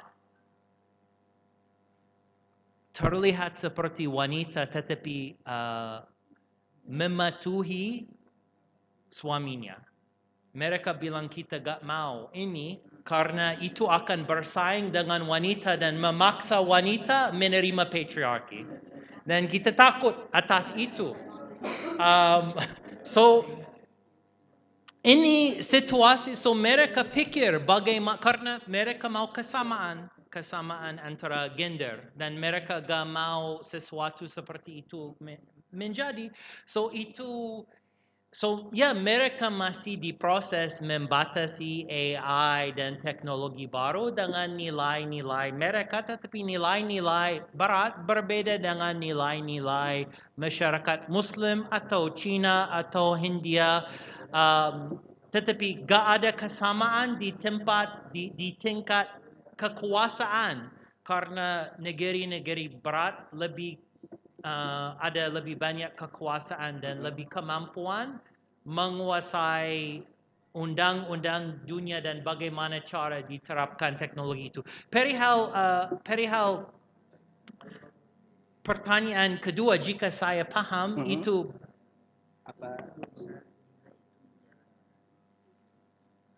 saya pikir ya.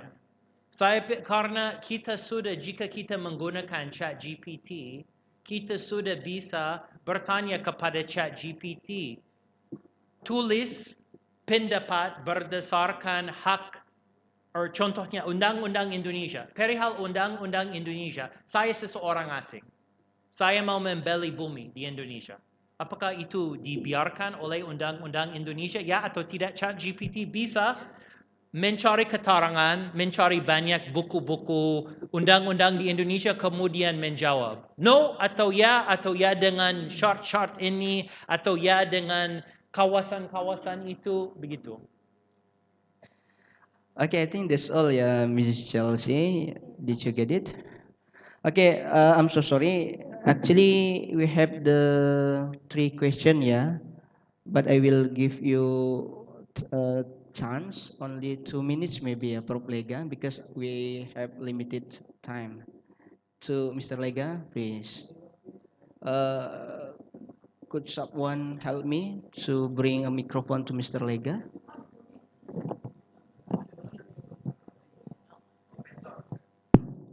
Yes, please, sir. Thank you, sir. Allow me here to speak by 2 languages, maybe Indonesian and maybe English. Okay. Not maybe, sir. Huh? Combine. Yeah, combine. Maybe. Yeah. Yes, please, sir. Because I'm not used to speak English. Yeah, but only 2 minutes for you. Okay. I'm so sorry, sir. Okay. I want to discuss with you about our topic now. Yeah. Law and culture in digitalization era. In my mind, this topic is not suitable because we here not speak about law. We here speak. We discuss about the behavior of human being affected by the digitalization era. Yeah. So, as I know, the law, Islamic law, is not changed. Walan tajidali sunnatillahi tabila. However, the condition, the law, Islamic law is not changed. So the topic, our topic is must be human behavior and culture in digitalization era. It is very good for very stable for our topic now. Okay. Not about law, Islamic, not about law. Law is not changed. Law is not changed. Yeah. In usul fiqh, al illatu taduru mal hukmi wujudan wa adaman. So whatever the human being do is according to the illat, the reason of the activity, not the condition or the decision. Thank you. Okay, thank you, Mr. Lega. Did you get it, sir? Yeah. So thank you very much for that good question. Yeah, so of course, all Muslims believe that the Sharia is an eternal law in terms of how you apply it to different situations. That depends a little bit on how you, that depends on how you understand the law, and in particular, how you understand the maqasid, or the overall goals of the law. So some people, then this becomes an issue in places like the West. So for instance, some people would say, oh, the goal, the maqsad of banning zina. What is the maqsad of banning zina? It is to ensure that you have knowledge of nasab. And now we have a new technology, DNA testing, so we don't need to restrict laws on zina anymore. Because even if you do zina with many people, you can still determine the nasab. Then there are other people who say, no, I don't agree with that. The maqsad of the ban of the laws on zina is that you should, the maqsad is also to preserve family relationships and marital relationships. So even if we have a new technology, even if we have and I should note that these technologies in terms of paternity tests, a lot of them do use things like AI to go ahead and analyze the DNA and extract lessons from the DNA, extract information from the DNA. Many people would say, no, if we have a proper understanding of Islamic law, the maqsad of prohibiting zina is not simply establishing nasab or paternity, it's also strengthening marriage. And even if you have DNA tests, if we allow zina, it's going to cause a lot of fighting, it's going to cause a lot of jealousy, it's going to cause the marriage to be destroyed. So for that reason, the laws shouldn't change. So this becomes an issue. Now someone might say, well, obviously is the case that we shouldn't change the law of zina. And of course, this is something I personally agree with. But in many parts of the world, people will say, how can you, because many people will say, oh, we can't change the law on zina. And then someone who says we should remove the laws based on zina will say, well, you removed the laws based on slavery. You removed the laws based on the hudud. Why can't we remove the laws based on zina? So it's a complex discussion. Well, because they will go ahead and say that clearly you'll have some people who say, yeah, it was a mistake. We should have never gotten rid of slavery. It's a mistake. We should have never gotten rid of the hudud. So you have this very hot debate that it's not easy to answer. But all of these groups that are involved in the debate, they would say that the Sharia shouldn't change, but they understand the Sharia in different ways, and they understand the impact of technology in different ways. So certain people will say, you generate a new technology like DNA testing, we should change the law on zina. You have people who say, no, I 100% disagree with that. You have people say, if we create an AI robot that you can marry, that means we need to change the laws of marriage. You have other people say, no, we should not do that. One of the overall maqsad of the Sharia is to preserve human relationships. So I just am not saying that there's one obvious answer, just more to draw attention to the kind of questions about legal interpretations that are raised by these new technological developments. Well, thank you, Mr. Aria. That is Mr. Legawan Isa. Technology doesn't change Islamic law, but it can assist in analyzing the development of that law. Okay, I think that's all for this session because time is over. So that's I will give Mr. Aria the chance to make conclusion or your closing statement for this theme. Okay, so saya tidak akan mengambil banyak waktu karena saya gak mau memberikan presentasi yang terlalu bosan. Saya hanya I think no, sir. menutupi presentasi saya dengan bersyukur kepada kalian atas waktu kalian. Saya juga mau bilang kalian, saya pikir hari ini dan kemarin kalian menyelenggarakan acara-acara yang memfokuskan pada topik-topik penting seperti itu dan itu tercermin kepintaran kalian dan kepintaran pengelolaan kalian dan datang kalian dan insya Allah ini akan membuat fakultas ini pelapor dan memberikan peran pemimpinan di wacana Islam mengenai topik-topik ini.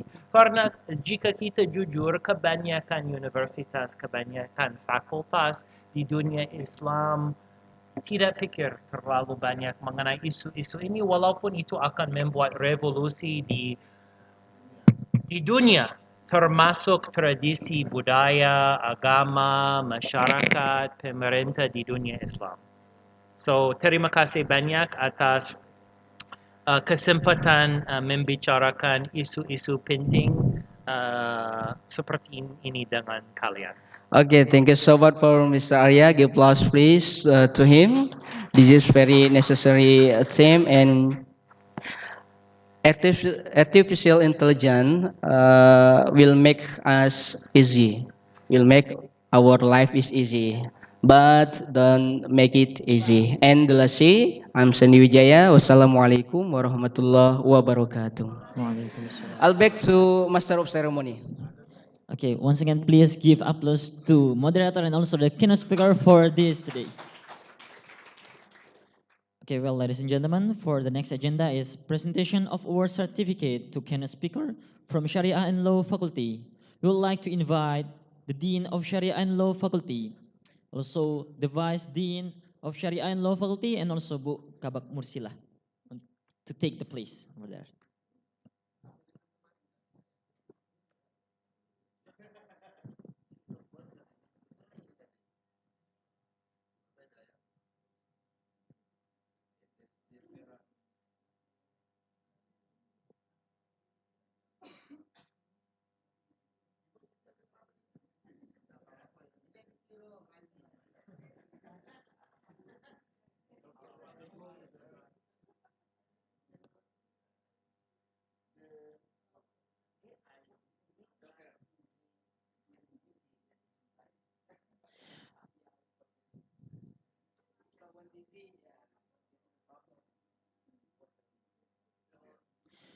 Okay, thank you for our keynote speaker. Okay, for the next, we would like to invite our moderator to take the position, Mr. Sandi Wijaya.